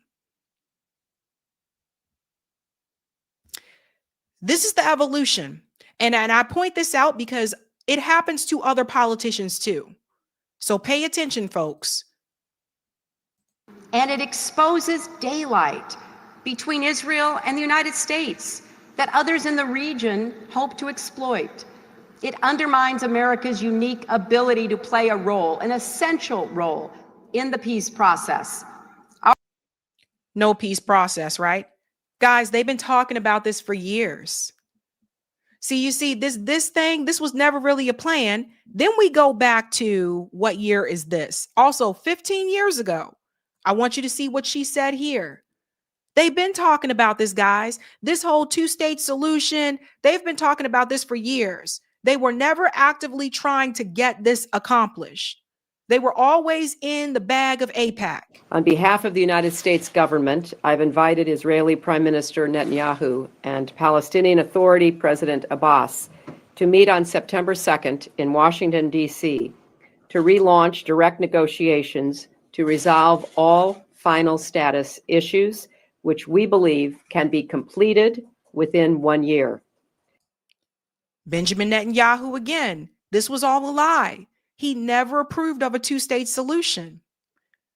So 15 years ago, that video here, that is how long Hillary Clinton has been dangling that carrot, some longer than others. They've been doing this. So when we say how low can you go? Can you take it to the floor? You guys know the song, the cha-cha real smooth song. Hillary Clinton will go as low as they let her go. And when it comes to the Israel, Gaza and Israel West Bank issue, she's always going to back Israel. She signed her soul away a long time ago. People need to understand, like, I really do believe there were some politicians in Congress, and they said that they had to take this oath to always support Israel. I really do believe they got some secret societies going on around here too. I believe the same way you have secret societies, like, I guess they're not really secretive, but the Rotary Club, the Masons, like all that type of stuff. I wouldn't be surprised if they got some other kind of societies that are going on that is mainly just politicians and billionaires. I don't know. Maybe you can call them elite mafia. I don't know. But I believe like these people took some type of oath that's more than just yes, I promise to serve and protect Israel. Why are you even doing that? And we live in the United States. Hello. But I really think these people really signed their soul away. And I really do feel like it's one of those games that once you get in and once you become a part of it, you either play that game or they're going to get rid of you. And they can get rid of you in different ways. So I don't know. But that matchup with her and Miriam Adelson, how does that make her, when it comes to this issue with Israel, how does that make her better than Trump? When they both shaking hands at the same table with the same devil. Let's go to some of the comments here, ladies and gents. Thank you for the super chat. Human Fly, intelligence community pushing racism for civil war. I could see that happen. Thank you, Roger. Wisconsin, huh? Rittenhouse was from Kenosha, Wisconsin. Thank you, Flyaway. All Epstein suspects, except Fatterman. Fatterman. Thank you, Mark. Sab, how are such monsters as, did you call her Aunt Hillary? What? Monsters as Aunt Hilly, they're allowed to walk free because I think she took that oath. I really do. I think people like her, I think there's certain people that they're just always going to be protected. Thank you, Bose, who's been a member for 12 months. Can't forget that Hillary's husband, Bubba, mentioned Judea and Samaria while on tour with Harris' campaign. We know how deep their ties are. Thank you, Sochita. They are all in the same Geno club. Thank you, Sherelle. Hillary went lower than Trump when he blew Bubba. Oh my God, the Bubba stuff. Thank you, Flyaway. Sabby, we need a beat after that, please. There'll be a beat coming up soon. We'll get the beat. Let's get the comments on Rockfin and we'll keep it moving and grooving. All right. Thank you for the tip on Rockfin Roger. Hill and Bill kill with ill will. Interesting. Thank you for this tip here. She wants us to go back to trusting legacy media who lied about Iraq, on Bernie, Jill Stein, Trump, Russiagate, the efficacy, and effectiveness of the jab, Biden's apparent cognitive decline about torture with black sites, and Gina Hospital, Ukraine. Israel being the good guys, Venezuela about or more or less covered up, and how the DNC selects for us who they want to nominate for the presidential general election. Why does legacy media lie? Because they have advertisers who they are protecting from investigative reporting, which is why they don't do investigative reporting and why they will go after politicians who go after their advertisers. Also, so that the government in concert with shareholder or corporations can push their own narrative. At the end of the day, a lot of it comes down to money, right? All right. Ladies and gentlemen, if you haven't done so, do me a solid and smash that like. Again, the theme tonight is how low can you go? Let's see how low we can go. How low can the Democratic Party go? It seems as though Joy Reid is starting to ask that question. You know, ever since Joy Reid was fired from MSNBC, now she's doing her own thing. She has her own show on YouTube. She's speaking more freely now. And she's starting to kind of sound like some of us. She's starting to sound a little bit like me and other lefty, podcasters out here in these YouTube streets. And it's just interesting because I remember during like the Bernie days, she was against us. Like she was against, what we were asking for. She was against like a lot of the policies that were on like Bernie's platform. She was against, and Bree came on the show and talked about this. During that time, Brianna Joy Gray was supposed to appear on Joy Reid's show on MSNBC. This is when Bree was still Bernie's press secretary, and she was supposed to appear on that show. And apparently, once Joy Reid caught wind of that she was going to be coming on there, the booker who reached out to book her lost their job. So a lot of people don't realize, like people like Bree and others were blackballed or blacklisted because they worked with the Bernie campaign. And at that time, like Joy wasn't trying to hear all this. Listen to what she's saying now. This was Joy here with the I've Had It podcast. I don't know. Have you guys watched these ladies? These two ladies crack me up. Like, I feel like when I listen to them, I feel like I'm listening to this one over here. She kind of looks like my former supervisor.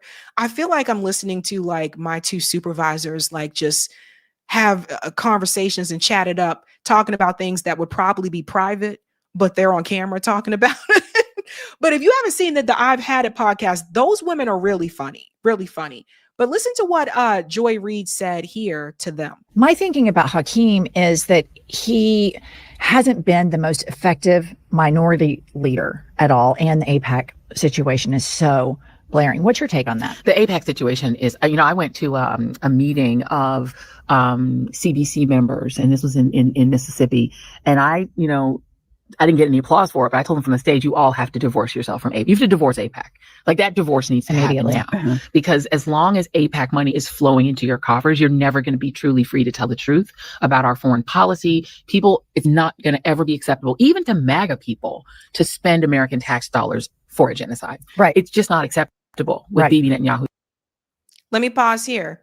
So she's calling out AIPAC and she says, look, it's not acceptable for people anymore. So let me ask you guys this question. If Kamala Harris wins the 2024 presidential election, is this conversation taking place? Are Democrats like Joy Reid, are people going to question AIPAC and its hold on politicians? Does this happen? Because I'm seeing more people they're more vocal about it now that weren't before. So I got to ask, if Kamala Harris would have won in 2024, does this conversation happen that the Democratic Party needs to walk away from AIPAC, needs to walk away from billionaire money? Does it happen? In my opinion, I would say no, because if she would have won, they wouldn't feel there's a reason to address this issue in the room. Just something to think about. there. So the AIPAC thing is a big problem for me. I like Hakeem Jeffries as a person. I do too. He's definitely a more effective leader than Schumer. That's no what I was gonna question. say. By far, right? Yeah. He whipped he can whip. keep his caucus He together. can whip. Schumer, no. Yeah. And I think Someone tell me what this means. This person part. Listen to this. So the AIPAC thing is a big problem for me. I like Hakeem Jeffries as a person. I do. What does that mean? Like, tell me, fam. What does it mean? Like when people say, "Well, I like this. I like her as a person." What do you mean? What's that about? Because like, are they trying to say that, well, I like him as a person, but I just don't like him at his job? Okay, but that same person decided to take money from the Israeli lobby. That same person refused to call, it a genocide in Gaza. That same person, and it's not just Israeli lobby. Hakeem take a lot of money from corporate interests. That same person is against Medicare for all. So what do you mean? Y'all got to tell me. Too. He's definitely a more effective leader than Schumer. That's no what I was gonna question. say. By far, right? Yeah. He whipped he can whip. Keep his caucus together. He can whip. Schumer, no. Yeah. And I think unlike Schumer, he's actually, and I don't mean this in a condescending way, he's teachable. Like, I think you can work with him. You can get him to where he needs to be. And the challenge with a House leader as opposed to a Senate leader, it's a little more complicated. It's why even when people were like, we need to replace Pelosi with a younger person, I wasn't for it. Because I'm like, a House leader is somewhat different. It's a much bigger caucus. Right. It's very much dependent on your ability to fundraise for other people and to know. That right there. And that tells you what it's all about. It's all about the money. It's all about fundraising. It's not really about accomplishing goals. It's not really about getting policies passed. It is about raising money. And ultimately, this is the problem I think the Democratic Party has run into, right? We see Donald Trump came in like a wrecking ball and just tore shit up. Just did whatever he wanted to do. I'm going to do this. I'm going to do that. Whatever he wanted to do. And the Democrats, it's like, instead of being on the offensive, they're always on defense. And sometimes you need to be on offense. And so she's letting you know it's all about, can that person fundraise? So it all goes back to the money, following the money. Everything about their lives in order to be able to know, like, who's got a grandkid coming and what do they need in order to get to where they need to be to whip those votes is something you couldn't just put a green new person and have them be the speaker as much as we would like them. So he's been set up for that position for so long that I feel like it will be very difficult to replace him with somebody who would be as effective. I don't know that that's true. But I'm not as kind eager. of agree with that he's our leader and we should focus on moving him, evolving him to the base. Plan A would be move him. But I'm not against primarying anybody. To be honest, I'm pro primary, period. Because I think primaries make you stronger, they make you sharper, they make you focus. I don't think she would have been able to say this if she was still on MSNBC, or what is it, MS Now, as opposed to MS Later. I don't think she would have been able to say this if she still had the Reid Out show. Look, I told you guys, and I'll say it again, Hakeem Jeffries needs to go. Because when I said don't support candidates that take AIPAC money, I meant all of them. I don't mean give a pass to him.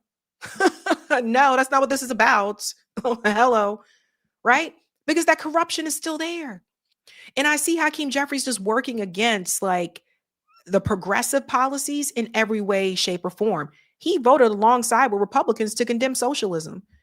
That means Hakeem Jeffries is willing to align with the Republican Party before he aligns with people to the left of him in his own party. That's that ratchet effect. Pow! But I don't think she says this if she's on MSNBC. If it's going to take a primary to move him, that's another way to move him. See, that's what my thought is. Okay. I kind of want him to be primary just because I want him to understand we are serious about moving the message, moving off AIPAC. Yeah. We mean it. Chuck Schumer, I would love for him to get an opponent and get beat. But it's different. You asked about Hakeem Jeffries. Same. I agree. And I think a primary would sharpen the mind of Hakeem Jeffries. Like, he would understand that people are sick. I hate to say it, but the Democratic Party needs a Tea Party movement. Yes. They need a Tea Party movement. The Democratic Party had a Tea Party movement, but people like Joy Reid were against that. Remember, it's just like, I don't get this. Like, tell me, I feel like I need a drink. Okay? Like, I really do feel like I don't know. Because I'm starting to ask myself, am I losing my mind? Because I remember when there was, the push with Justice Democrats. I remember Bernie Sanders, 2020 and 2016. I mean, that was almost 10 years ago if you're going back to 2016. So this whole idea the Democratic Party needs a Tea Party movement, when all of that was happening, and it seems like it's happening again with some of the other races, when all of that was happening, Joy was against that. Joy was out there for Joe Biden. Look at where that got us. Got us a whole damn genocide. At least started it. Trump continued it.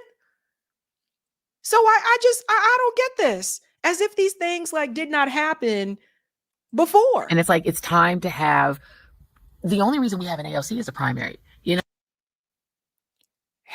my God, man. It's baffling to me again. And you guys got to understand, like people like me, and still not till this day, people not me, like me, never allowed in those spaces. Never. You see some people from YouTube media, like on CNN, MSNBC, they never would reach out to me. Never. Because I don't play the game. And I don't play the game that the way that they want me to do it, So it's like, we all know that the Democratic Party has these issues.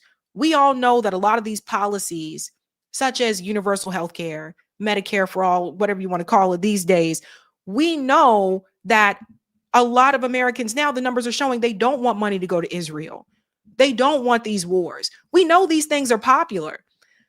But the problem came when people like Joy Reid, who had a megaphone at that point in time and had way more followers and viewers than the rest of us, the problem was the corporate media. They either smeared those policies, they said there's no way that this could happen, or they did everything in their power to tell you why those politicians would be bad, instead of listening to what the people were saying. So again, I ask, if Kamala Harris won in 2024, does this conversation take place? Here she is again with, this is Wajahat Ali on his show. Another thing here, now she's calling out capitalism. Neoconservatism, done. But the other one that's dead, neoliberalism. That's right. This idea that you're going to have a cozy relationship with corporate America, cozy relationship with billionaires because they're the nice billionaires, cozy relationship with Silicon Valley. I see people out there saying the mistake of Biden is that he didn't embrace Elon Musk. He should have been Elon's friend instead of letting Trump be Elon's friend. This neoliberalism idea that we can have a cozy relationship with capitalism and we can have our own nice version of it, that is dead, y'all. Young people don't even believe in capitalism anymore because they can't afford to live in a system where billionaires eat everything and leave us with the crumbs. Isn't that what was said, though, in 2020 and 2016? Isn't that what was said? So why is it that all of a sudden either you get it now because Kamala lost, or it's because you're no longer with MSNBC? And it's just, and I gotta say this, okay? I think that people like Joy Reid, those who left corporate media and are doing the YouTube podcast now, I think they owe people that were a part of that movement an apology. I mean, has Joy Reid reached out to Breonna Joy Gray and apologized? Because it's interesting. I'm hearing them use our words. You know what I mean? It's like now she's calling out capitalism when many of us on YouTube have been doing that for years, but we were never allowed into those spaces that Joy Reid was in. Now she, running around like this her idea. Let me know. What's up? So it just, I just honestly feel as though, again, if Kamala would have won in 2024, this conversation isn't happening. So it's just, sometimes I try to find the good in the bad. Like when something bad happens, which I tried to tell you guys, I believe that she was going to lose, but a lot of people didn't believe me. I try to look for the good within the bad, right? Like, obviously, I didn't want Trump either. Like, if it was my way, like, I wanted, Jill Stein. I wanted a third party. I wanted someone different, someone not attached to these parties, and someone that had an agenda that I was really passionate about. So I knew Trump would be bad. I also knew Kamala was going to be bad. And it's baffling to me. It just really is. The time to say those things was in 2024. The time to say those things was in 2024 prior to the presidential election. And it wasn't said. It wasn't said. Joy Reid sat right there on that panel after Kamala lost, and she said, Kamala ran a flawless campaign. But listen to everything that Joy's saying now. Those things weren't a part of Kamala's campaign, so it wasn't flawless. So were you reading the script then, or are you reading the script now? Going a little bit more here. American people don't want to fight foreign wars. We don't want to be Israel's lackey being walked around on a leash by Bibi Netanyahu while he's genociding Palestinians. We don't want to remake, Trump's trying to remake the Palestinian Mandate and put American troops on the ground in Gaza to enforce Jared Kushner getting to have a massive real estate deal. I don't care whether you're left, right, or it don't matter. None of us want that. So, yeah, I mean, it's just interesting that she gets it now. I mean, I don't even know, what to say. Here's the thing here also about AIPAC. And Democrats got to get this. The AIPAC marriage, it's divorce or die, Democrats. You are never going to be able to get the majority of people left or right to go along with this obedience to a foreign country. We must stop being obedient to them. It has to end. And so I think what's going to happen is I wish Zoran Mamdani was born in the United States because he could easily be the next president. Because what you normally get when you get fascism, normally fascism is followed by socialism historically. And I swear to God, I feel like she got that from me. It sounds like she heard those direct words from me on this show. But here's the thing. When, again, 2024, you had two presidents that were taking money from AIPAC. You had presidential candidates. You had Donald Trump and Kamala Harris were both taking money from the Israeli lobby. When Kamala Harris sat there in multiple interviews and she was asked if she would withhold weapons from Israel. And she wouldn't do it. And she was asked, about the ceasefire. We're working tirelessly for a ceasefire. Everything's always tirelessly. Everybody knows that. Word gets used a lot in politics. And at none of that time, Joy was very critical, or somewhat critical, on her show about what Israel was doing to Gaza. I believe that's part of the reason why she was fired. But Joy Reid interviewed Kamala Harris fairly recently. Kamala Harris sat right there and lied to Joy Reid's face when it came to this issue. Joy Reid did not push back. So the thing is, let's see if this holds up come 2028. This whole, we can't support candidates that take money from AIPAC. Because there are going to be Democrat candidates in 2028 that are running that take money from AIPAC. Gavin Newsom, hell, donates money to AIPAC. Okay. So let's see if this still holds up, this theory that you shouldn't support those people. Because I would imagine, as usual, they're going to tell you, well, you got to go with them anyway. And that's part of the reason why I feel things don't really change. We'll have to see if that holds up. So people are, even if they don't specifically embrace socialism, social democracy is what's on the rise. People want to know transactionally, how is my vote going to make my life affordable? People want cash in their hand, cash in their bank account. They want to be able to afford their rent. They want to be, and that's it. And the idea that what people really want is Nazism and all that. Okay, a few people do. There's like a third of Americans that want that, but most people don't. Most people don't. They want to be able to afford their lives. And whoever can make that case, even if it's Marjorie, if Democrats let Marjorie Greene get there first, I can't blame nobody but them. Well, and this is the sad part.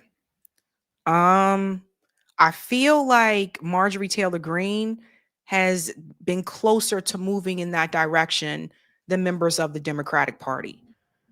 So the thing is, it's like, if you don't take the jump, somebody else will take it. You know, it's kind of like what's the singer's name? A. Marie.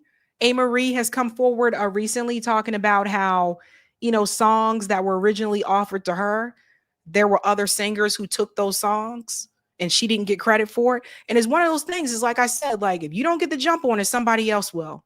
It's a nasty game. But I think the question people are going to ask is, how low can the Democratic Party go? How low can they go? I guess we'll have to wait and see, because the reality is the Democrat Party leadership doesn't want to walk away from AIPAC. Chuck Schumer said that he is the guardian of Israel. Whatever the hell that means. They don't want to walk away from that. Hakeem's still taking money from AIPAC right now. You can look this up on Open Secrets. He's still getting money from AIPAC right now. So I don't believe there's any way to move or change Hakeem Jeffries. He's already bought. How low can the Democratic Party go? We'll have to see. FM said, how low is hell? Okay. All right, let's go to some of the comments here and we'll get to the next story. Thank you, Better You. There definitely are secret societies for elite skull and bones, and the Bilderberg Group and the Bohemian are just a few. It's a big club and we ain't in it. V says, saw Joy on this one. They are crazy funny. I know, those ladies crack me up. Thank you, Cougar Lady. Hillary's BFF, Roly Martin, was at the Hope Forum with John Hope Bryant, who owns thousands of rental properties, talking about the benefits of capitalism. Please do a deep dive on house rentals. Ooh, I may have to look into that one. Thank you. Thank you, Goba. Never liked fakety fake Joyless Reid. Red Cowboy says, Brina, this is scriptural. God's pouring out his spirit and certain people's true inner man spirit is being awakened. Like Tucker, we can test the Holy Spirit for confirmation.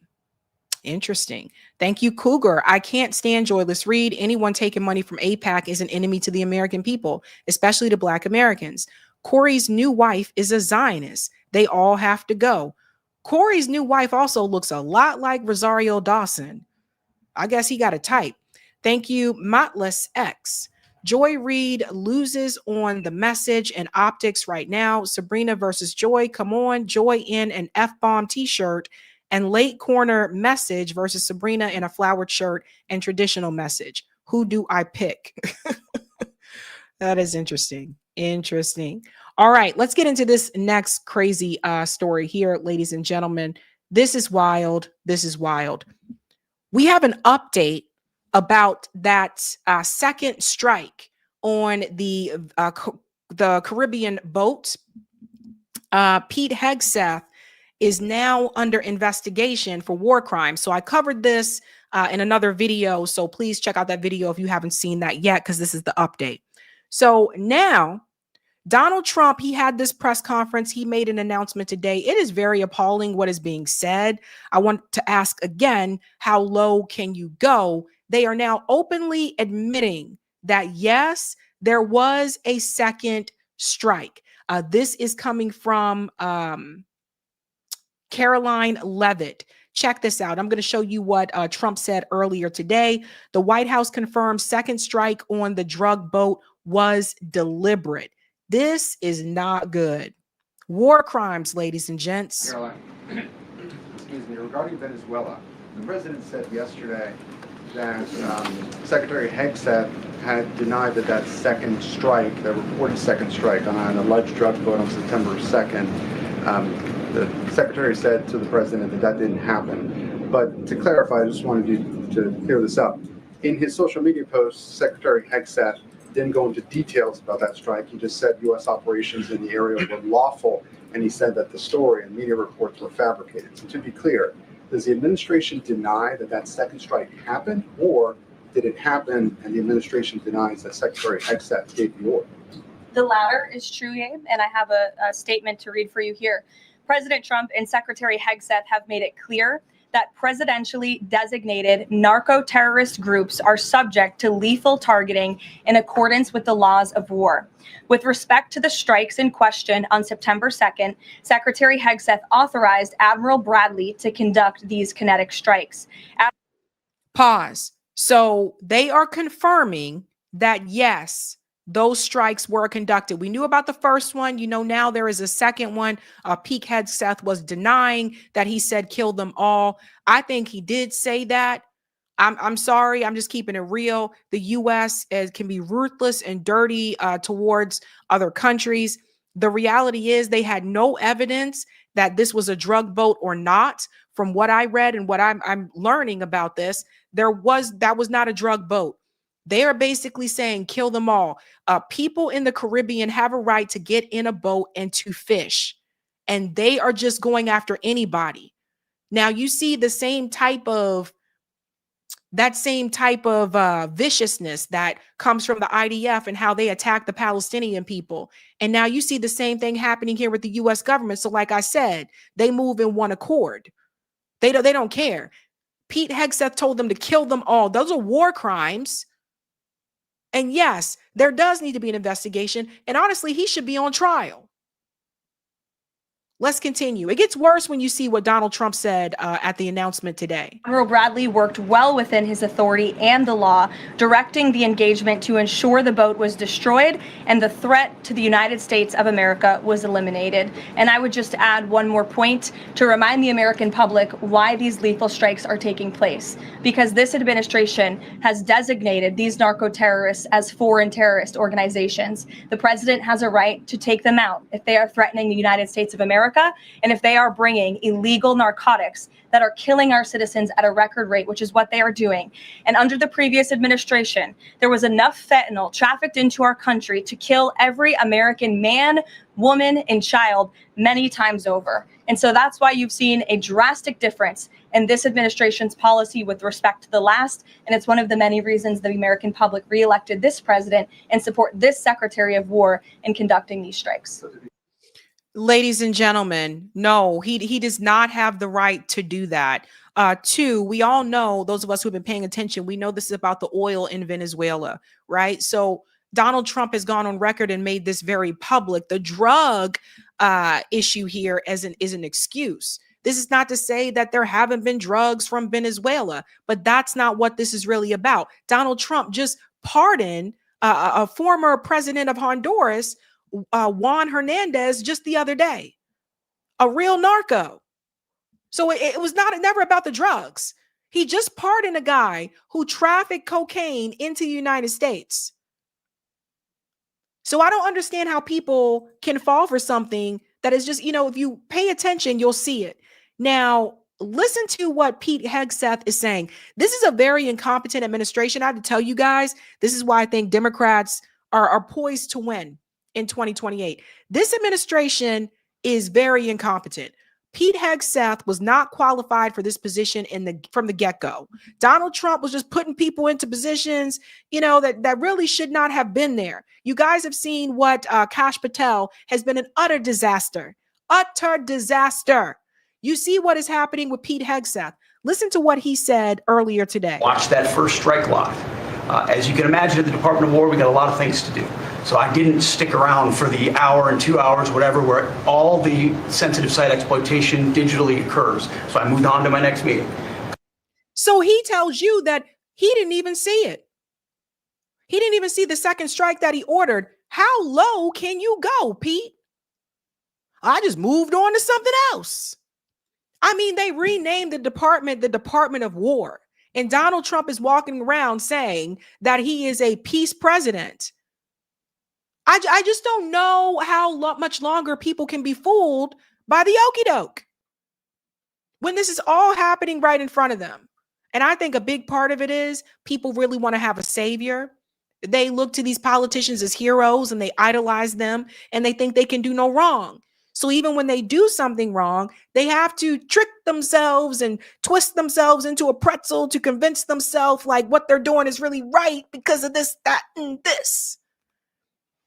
And they end up breakdancing around here. A couple of hours later, I learned that commander had made which he had the complete authority to do. And by the way, Admiral Bradley made the correct decision to ultimately sink the boat and eliminate the threat. He sunk the boat, and eliminated the threat. And it was the right call. We have his back, and the American people are safer because narco terrorists know you can't bring drugs through the water and eventually on land if necessary. You guys just pardoned a real narco. This is absolutely insane. I feel like I am looking at Dumb and Dumber. You know what I mean? Somebody, SNL, somebody make a skit out of this. Because this is wild.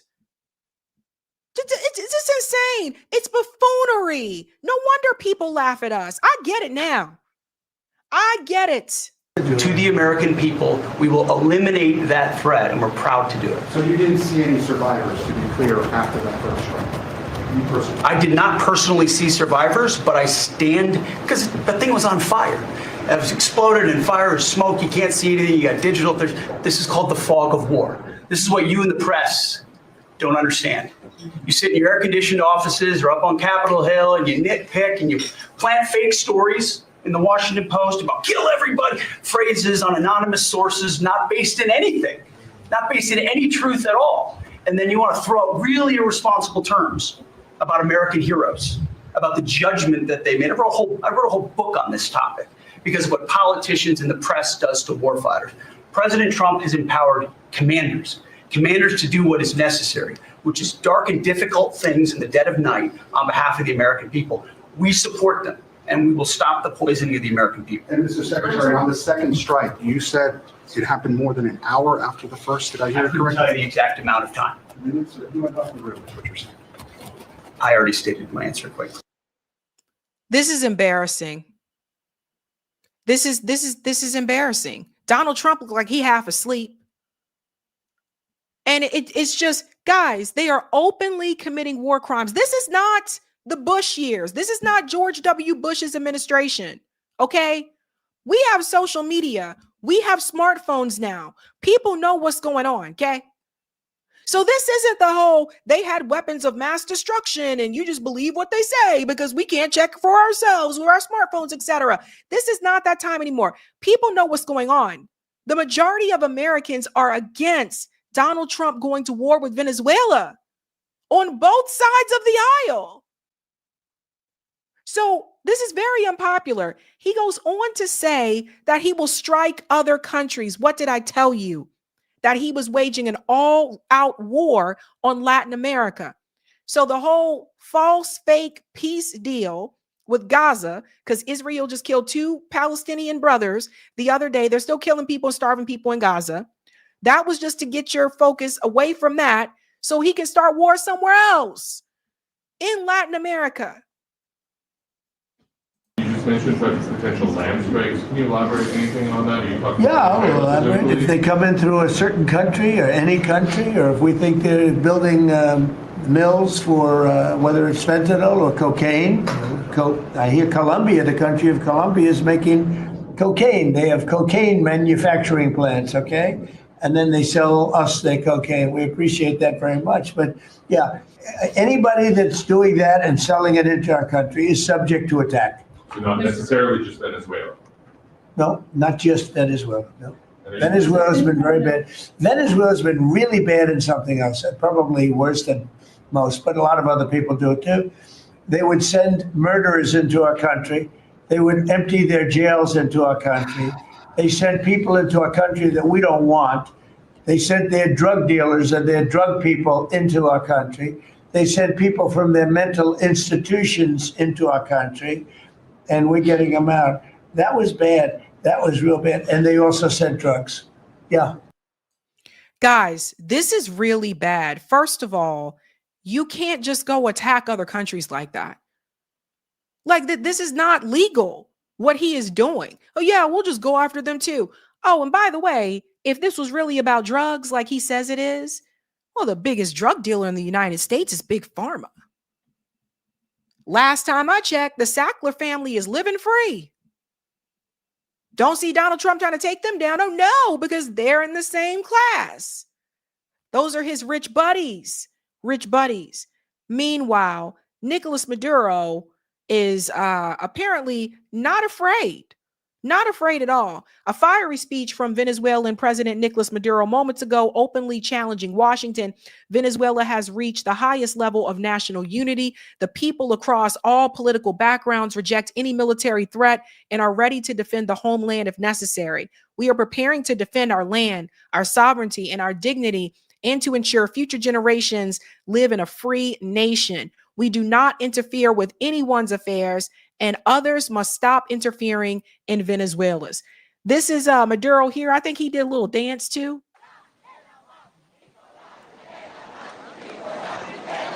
Nicolás, eat the peace. Nicolás, eat the peace. Mira la changa esa, no tiene la changa. ¿Te han visto la changa? Peace, forever, forever, forever. Decirle al pueblo de Estados Unidos, no a la guerra. No queremos una guerra en el Caribe ni en Sudamérica. No. Not war. Yes, peace. No a la guerra loca. No crazy girl. No. ¿Cómo se dice en inglés? Please, please, please. Yes, peace. Hey! Yes, peace. He's just dancing, having a good time. He's like cha-cha, real smooth. Slide to the left, slide to the right, reverse. Everybody clap your hands.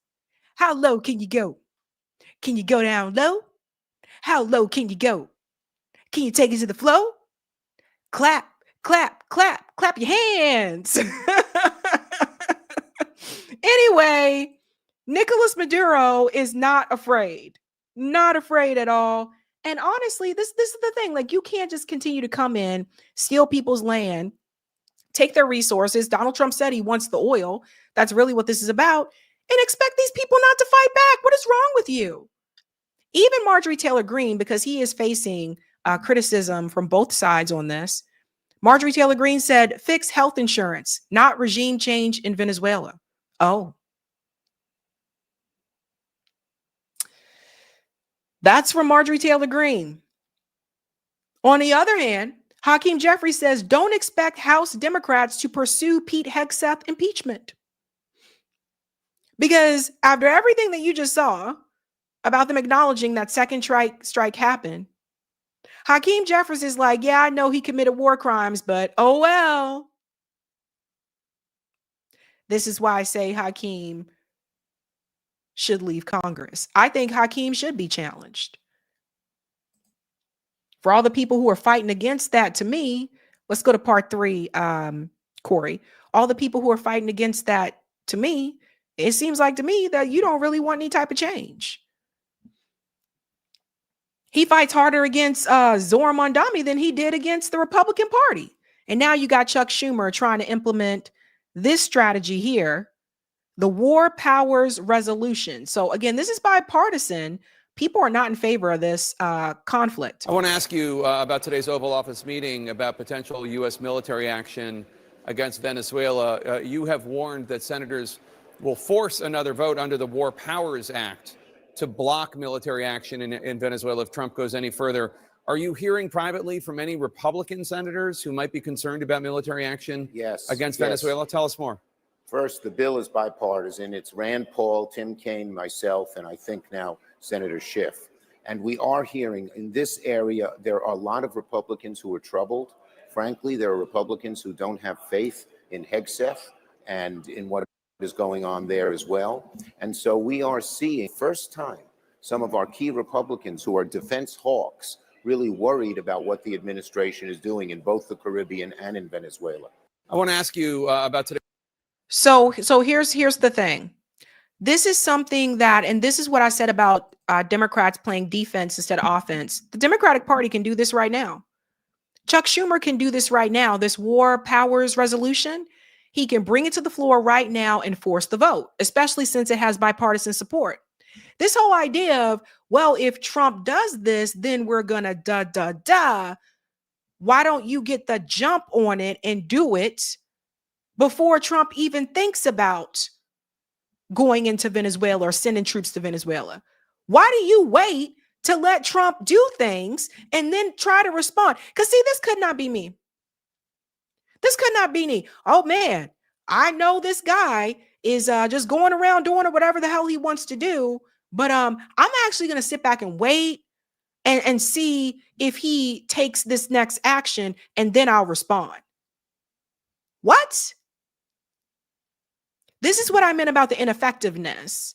If they actually wanted to do something about it, he could do that right now and force the vote.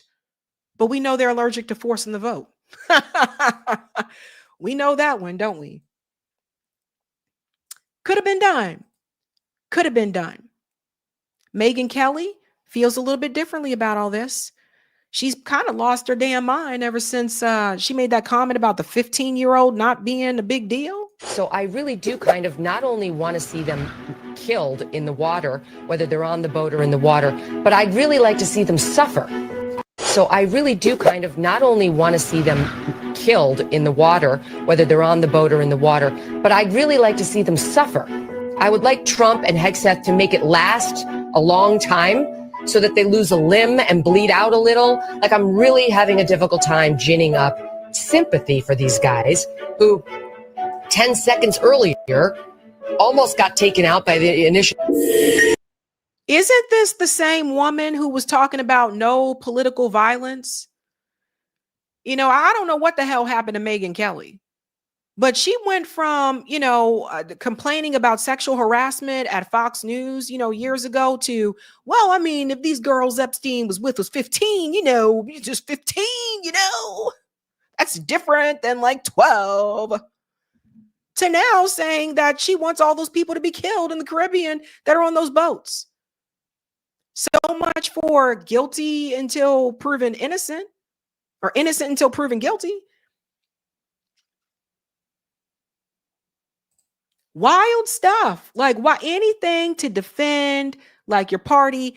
It's wildly unpopular. Americans overwhelmingly oppose regime change intervention in Venezuela. 63% Republicans, 69% men, 71% Hispanics, 74% millennials, 74% Gen Z, 75% white, 79% boomers, 79% independents, 82% women, 86% blacks, and 76% of all Americans oppose it. This is a killer for Trump's administration. The majority of Americans don't want this. And in fact, Tulsi Gabbard, back in the day when she was running for president in 2020, in 2019, Tulsi Gabbard warned people what would happen if you have these interventions in Venezuela. This is the old Tulsi. Here now exclusively, Congresswoman Tulsi Gabbard of Hawaii, a combat veteran and 2020 Democratic presidential candidate. What's your reaction to that? You heard Kellyanne Conway, counselor to the president there. What we are hearing is an increased saber-rattling intention saying the United States needs to send in the U.S. military now to wage yet another wasteful, counterproductive regime change war. And once again, it's being done under the guise of humanitarianism. When we look throughout history, every time the United States goes into another country and topples a dictator or topples a government, the outcome has been disastrous for the people in these countries. That's why we should use our leadership in the world to try to broker a diplomatic solution, working with countries like Russia that have great influence over Venezuela so that there is a peaceful outcome. Because I can tell you as a soldier, Martha, I've seen firsthand the high cost of war, and pushing for this civil war, pushing for the use of military force will only end up with more suffering and death and disaster for the Venezuelan people. What to speak of increasing these tensions that threaten our own national security. Anytime we're in this situation where you have tensions being ratcheted up and this conflict being pushed closer and closer between nuclear armed countries like the United States and countries like Russia and China, this is something that poses an existential threat to the American people. So here's my question. Where the hell is Tulsi Gabbard? Because I haven't seen Tulsi Gabbard in a hot minute. It's almost as if Tulsi Gabbard is hidden behind a door somewhere. And you got to go knock on all the doors, and guess who? Is Tulsi behind this door? Maybe she's behind that door. Haven't heard from Tulsi in a minute. Has she been silenced? Has Donald Trump told her to be quiet?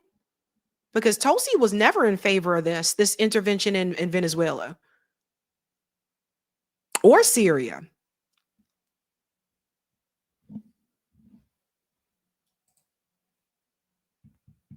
How low can you go? How low can Donald Trump go? How low can Pete Hegseth go? I guess we'll have to wait to find out. All right. We have one more story for you, ladies and gentlemen. The Big Kahuna, the Turning Point story. Again, the theme tonight is how low can you go? If you have not had a chance to do so, please do me a solid and smash that like button. Thank you. And we're going to keep this show moving and grooving. This is a good one. Turning Point USA is not having a good week. Turning Point USA is in some trouble, honey. And this story came my way, and people are starting to ask some questions, not just about the staffers, but also about the funding and how these funds are being used. So the latest news story is that Turning Point USA staffer is accused of sexually harassing male employee and kidnapping his daughter. This is not an episode of The Real Housewives. This is Turning Point USA. Another week, another wild story. Jeanette Garcia is accused of misleading the sheriff's deputies to facilitate the alleged kidnapping. Dun, dun, dun. Yeah, man. Let's get into this. Let's get rid of the Megyn Kelly video. All right, here we go. Check this out. A shocking lawsuit alleges that an Arizona Turning Point USA staffer propositioned a man for sex, and when he refused, she kidnapped his teenage daughter with the help of law enforcement. What in the hell? The civil complaint claims that Avondale City Councilwoman Jeanette Garcia sexually harassed a male employee she supervised at TPUSA during a post-election celebration last year. Then she took off, allegedly, with his 14-year-old daughter after he left the gathering to escape the advances. Now, I want you to think about the remaining commentators that are part of Turning Point USA and their position on the Epstein files. That's all. Let me continue here. Garcia, who denies all wrongdoing, is also accused of misleading the sheriff's deputies to facilitate the alleged kidnapping. According to the lawsuit, Garcia was allegedly drunk at a TPUSA election night event at a Phoenix area restaurant last November and told the man she could offer him a job at the conservative youth organization in exchange for sex. What is happening here? So Turning Point USA has staffers now that are out there tricking. It's tricky. I wish I could play the song for you guys. It's free to rock around. It's tricky. It's tricky, tricky, tricky. Huh. I met this little girlie. Her hair was kind of curly. The man, identified only as John Doe in Maricopa County Superior Court filings, had been employed by TPUSA to promote its preferred candidates in the state and federal elections and reported directly to Garcia. He repeatedly rebuffed her advances, the suit says. Ooh, honey, girl. Real Housewives of Maricopa County.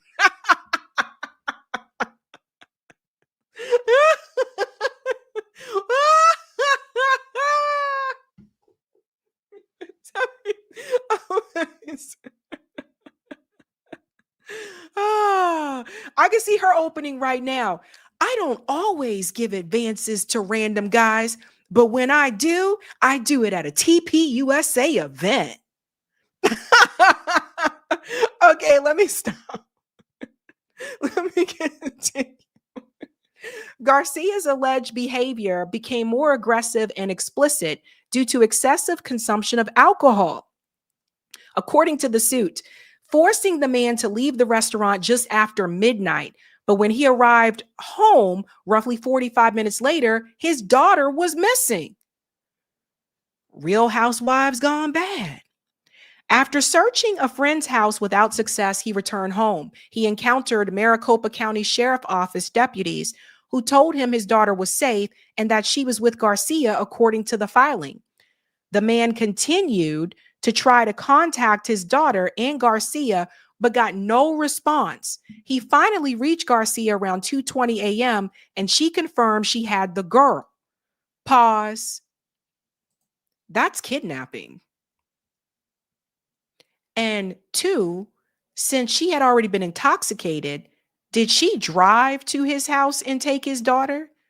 Was she driving intoxicated while she had his daughter in the car? Did she take an Uber? Like, someone tell me about the transportation. Kids, don't talk to strangers and don't talk to staffers at Turning Point USA. The man continued to try to contact his daughter. Okay, blah, blah, blah. The lawsuit alleges an extremely intoxicated Garcia and two other adults manipulated the teenager into Garcia's car by falsely telling her they were concerned about her father, concerned her father had been drinking and might become violent. That's coercion. He further claims that his daughter was taken without permission or consent, and the deputies were complicit in the removal. What in the hell? I got a feeling we're going to see a Netflix documentary about Turning Point USA at some point. I have that feeling. Let's continue on. The teen was returned the next day, only after her grandmother called Garcia from an unfamiliar number and arranged a meeting at a restaurant. The man says the ordeal left his daughter depressed and terrified to leave her room, and that her schoolwork and activities suffered. Garcia was not criminally charged. What did they do with his daughter? Why was she terrified to leave her room? What happened with them and that girl? 14 years old. But hey, according to Megyn Kelly, if she was 15,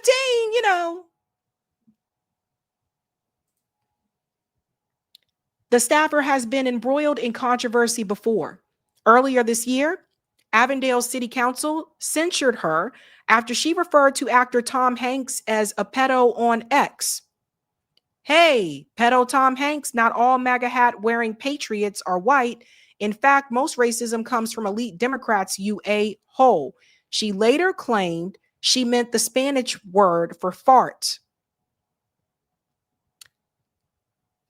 She's going after Tom Hanks, who I really don't give a damn about, to be honest. But here she is taking some man's 14-year-old daughter. And why is it that he couldn't get a hold of you until 2:20 in the morning? What the hell were y'all doing? And why you, as an adult, why are you trying to hang out with a 14-year-old girl at that time of night when you're intoxicated? I have so many questions. So many questions. So she has had controversy before. She is rejecting the lawsuit allegations and suggests she may pursue legal action of her own. She may. I'm aware of the outrages and false accusations being made about me. Let me be clear. These claims are untrue. I've never kidnapped anyone, never harmed. Are you sure? What were you doing with that 14-year-old girl? You didn't have this man's permission to take his daughter out his home. Let's go on a little bit more here. Let me pull this out real quick because he had a little bit more detail. Here, we bring this in. The Allen analysis dove into this well. I'm going to show you some of the details that he mentioned here because, like I said, this is freaking crazy. Again, he is accusing her of sexual harassment. We talked about that part. Removal of a minor without parental consent. That's important. That girl was 14. She took his daughter without his knowledge. So he says here the filing asserts that Garcia asked to take the employee's 14-year-old daughter to get food and then transported the minor without the father's consent. Why do you need to take his 14-year-old daughter to go get food without him? You're not his girlfriend. You're not his what is happening here? The father subsequently contacted law enforcement. We know about that part here. Prior public conduct of the accused. And we go into the part here that it says there were claims about public figures that the council determined were inappropriate for an elected official. These details appear in the reporting attached with the provided document. So again, this is Jeanette Garcia.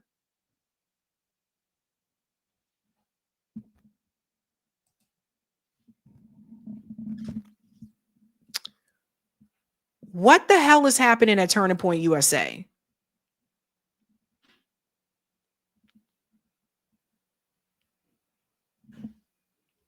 I just can't think of any excuse for those actions. Can't think of any. And she was hitting on another staffer. Then you take his daughter?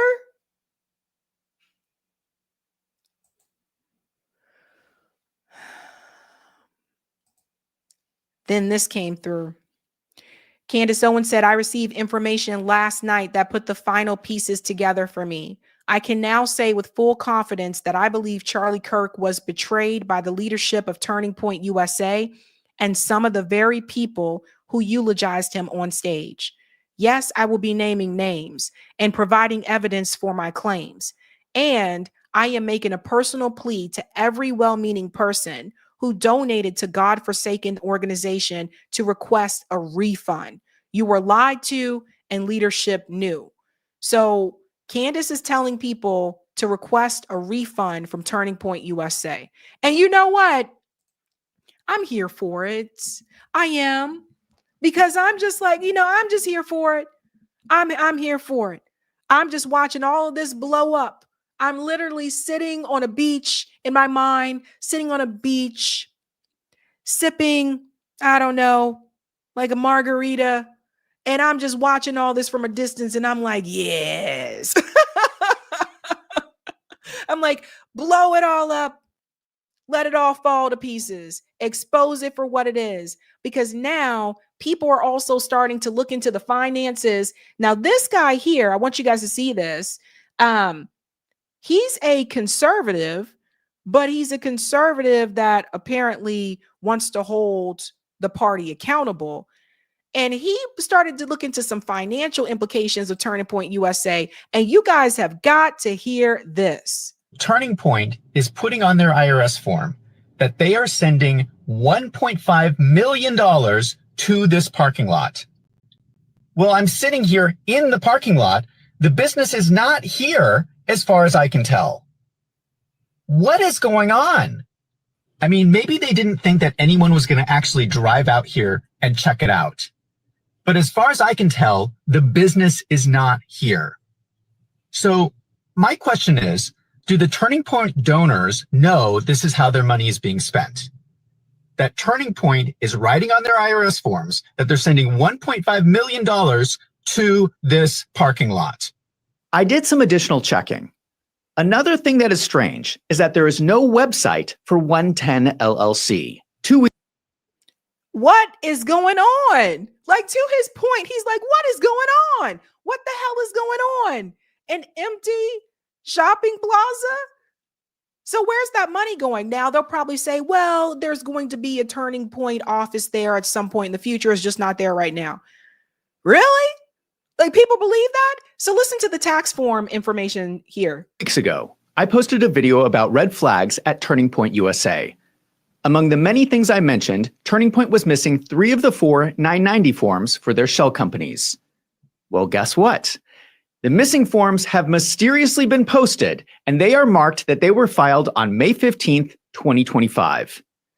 So they are claiming that they filed 4 forms, the IRS posted 1, held on to the other 3, and for some reason posted them 6 months later when people started talking about it online. isn't that convenient. Is it? I mean, I don't know. Well, what is happening here? Where is this money going? So we know where a lot of the, they have big money donors. We talked about this. There's a lot of Zionists that donated to the organization. We went through all of this after Charlie Kirk was murdered, right? But now we're starting to see money maybe moving in places that this should. And the thing is, this is Erica Kirk's organization now. She's the leader now. And what's going on here? Because I want to know, are people being pimped out?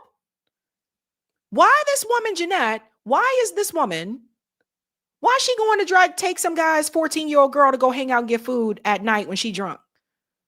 You don't have adult female friends? It's all going to come out. We're going to find out, guys. But we're not going to dwell on it because the more important thing is that now we have the missing financials. And you're not going to believe this. It gets even worse. In the 990 forms, you can go to page 8, and each organization must list out their highest paid independent contractors. What is curious is that on the FY24 form for America's Turning Point, Tyler Boyer lists himself as an independent contractor, and he puts his personal home address. Now, I'm not doxing anyone here because it is public information on the IRS form. And we appreciate you doing that because that is one thing I don't agree with. I don't agree with people being doxxed. And I have to tell people, please do not go to Tyler Boyer's house. That is not appropriate.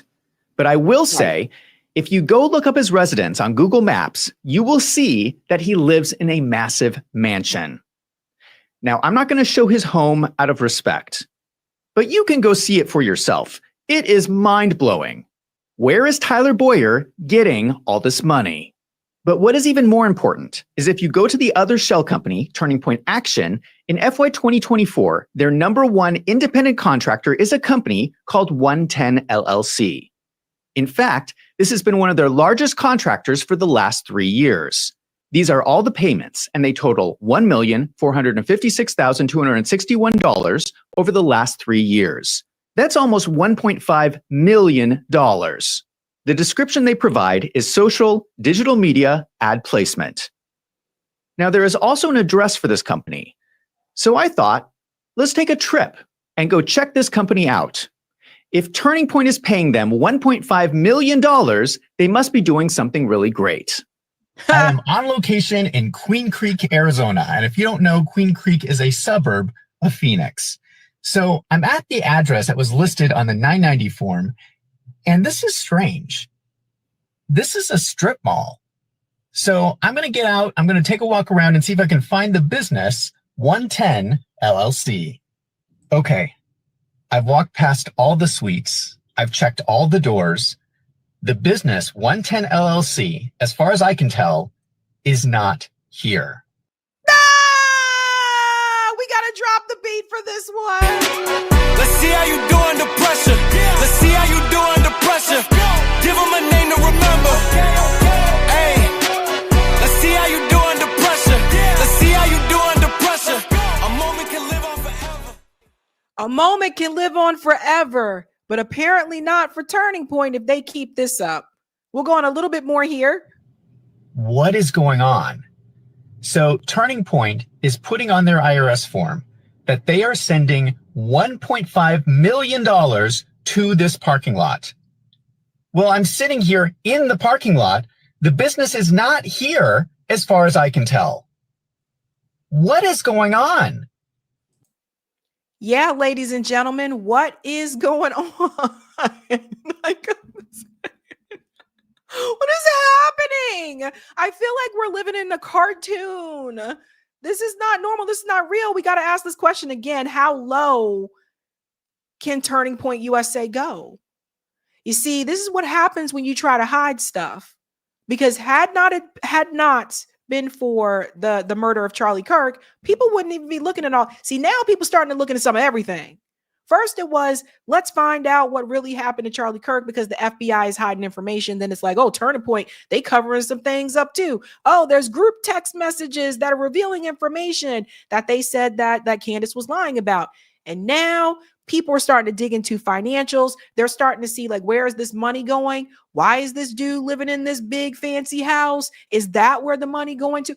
I don't know. All I know is it don't look good, folks. And now you have Miss Jeanette Garcia. She has a lawsuit against her for sexual harassment against another TPUSA staffer and kidnapping, alleged kidnapping of his 14-year-old daughter. What is going on? We'll say this guy, we'll let it say one more time because I'm sorry, it's really funny the way he says this. I like that the way he says what is going on. Turning Point is putting on their IRS form that they are sending $1.5 million to this parking lot. Well, I'm sitting here in the parking lot. The business is not here as far as I can tell. What is going on?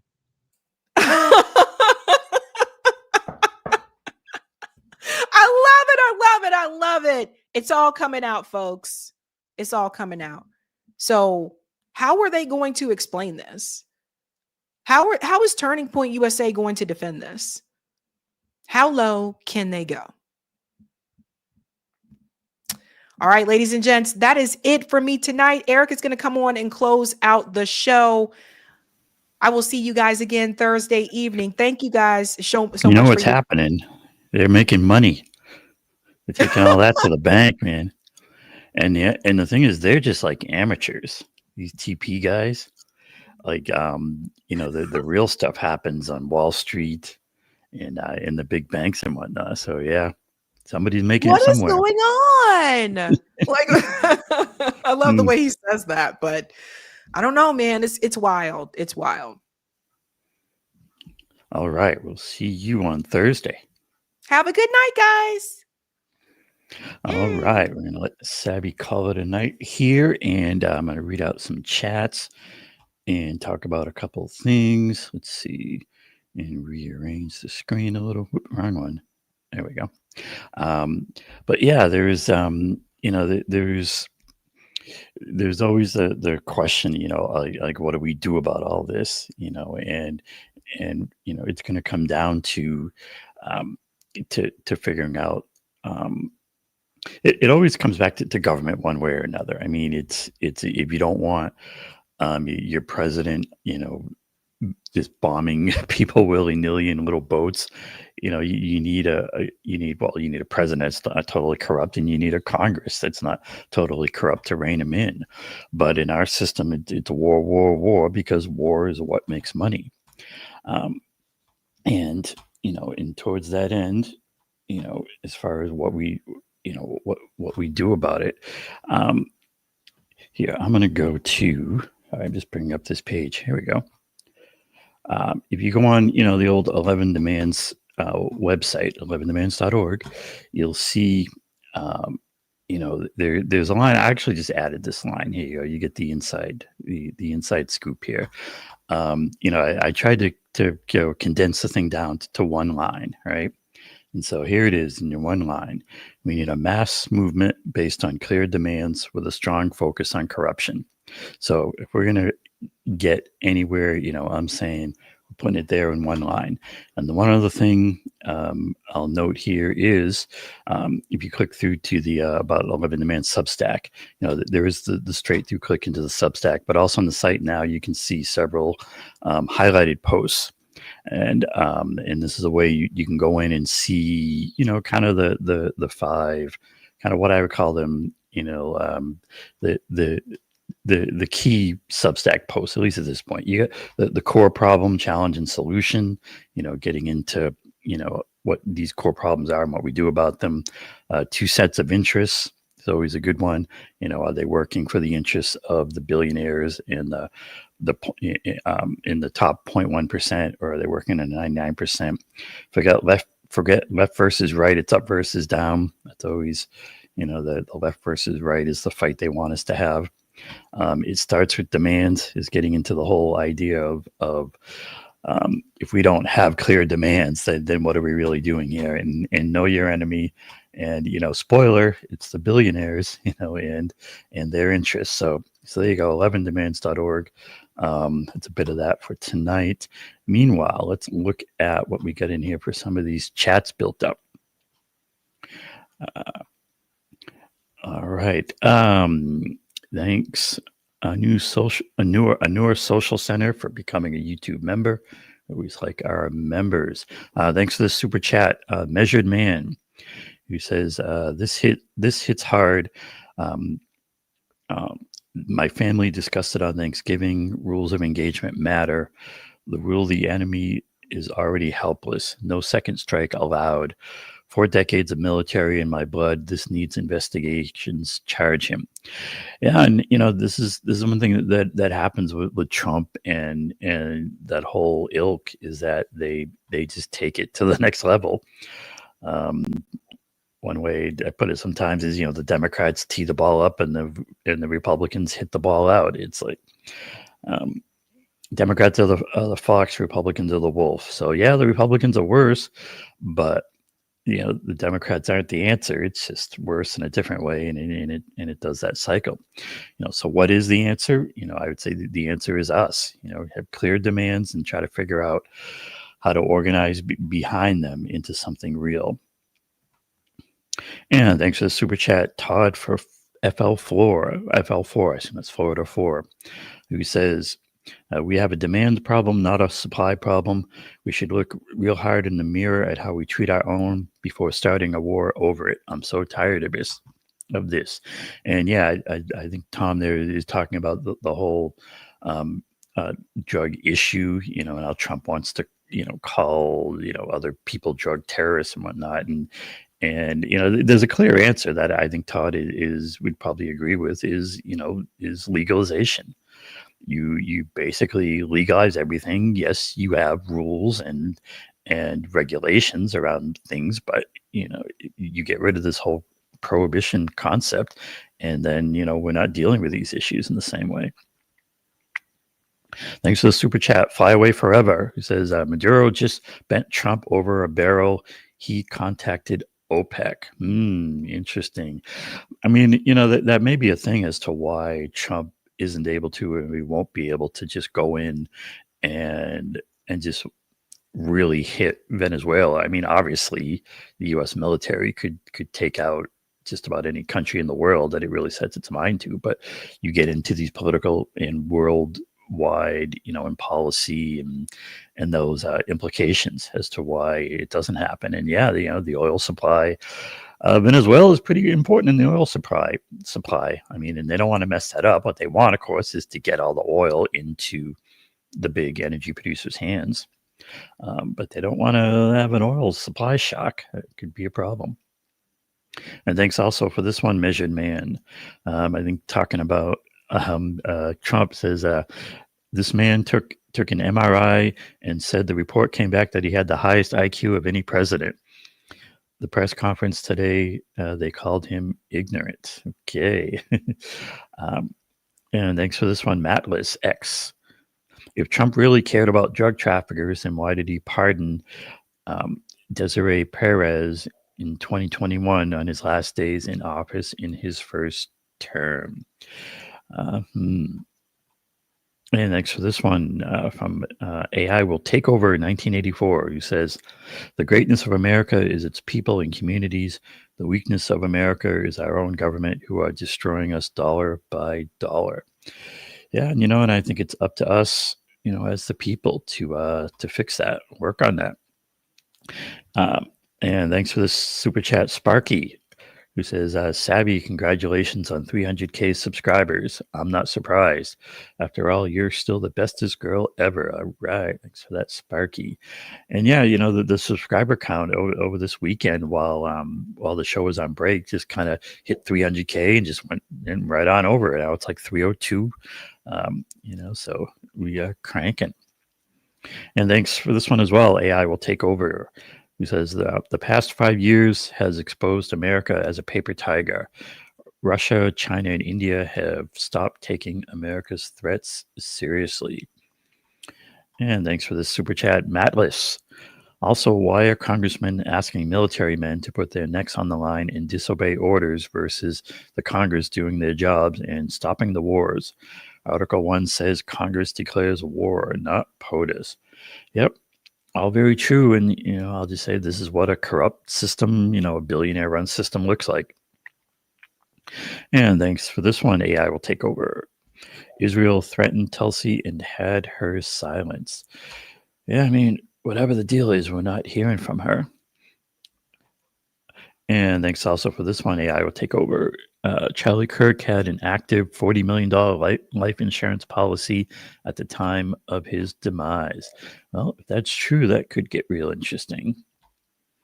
And thanks for this super chat from Matless X, who says that, quote, parking lot is part of a Turning Point real estate gimmick scheme they are trying to set up. Stay tuned. It certainly sounds possible. And yeah, I mean, the thing to remember with all that is just, it's all about just making money. And, they're clever and creative about finding ways to make money. That's for sure. All right, let's see. We also got one out here on the old Rumble, or a couple out here on Rumble of what do we call these? Tip comments on Rumble, we'll call it. Thanks for this one, T-Bone316, who says, love you, Sabby. You're so genuine and funny. And thanks, Eric, for what you do. Well, thank you, T-Bone. Appreciate that very much. And I think lastly down here from Snorky2K, he says, please do not travel to his driveway and leave bags filled with feces. All right. We will take that under advisement. All right. So that's just about going to do us for today out of here. Appreciate everyone watching and your comments. You can catch Sabby Live next, should be on Thursday at 8 p.m. where we'll have another good show for you. And until then, as we like to say around here, have a good night and keep up that fight. We'll see you next time.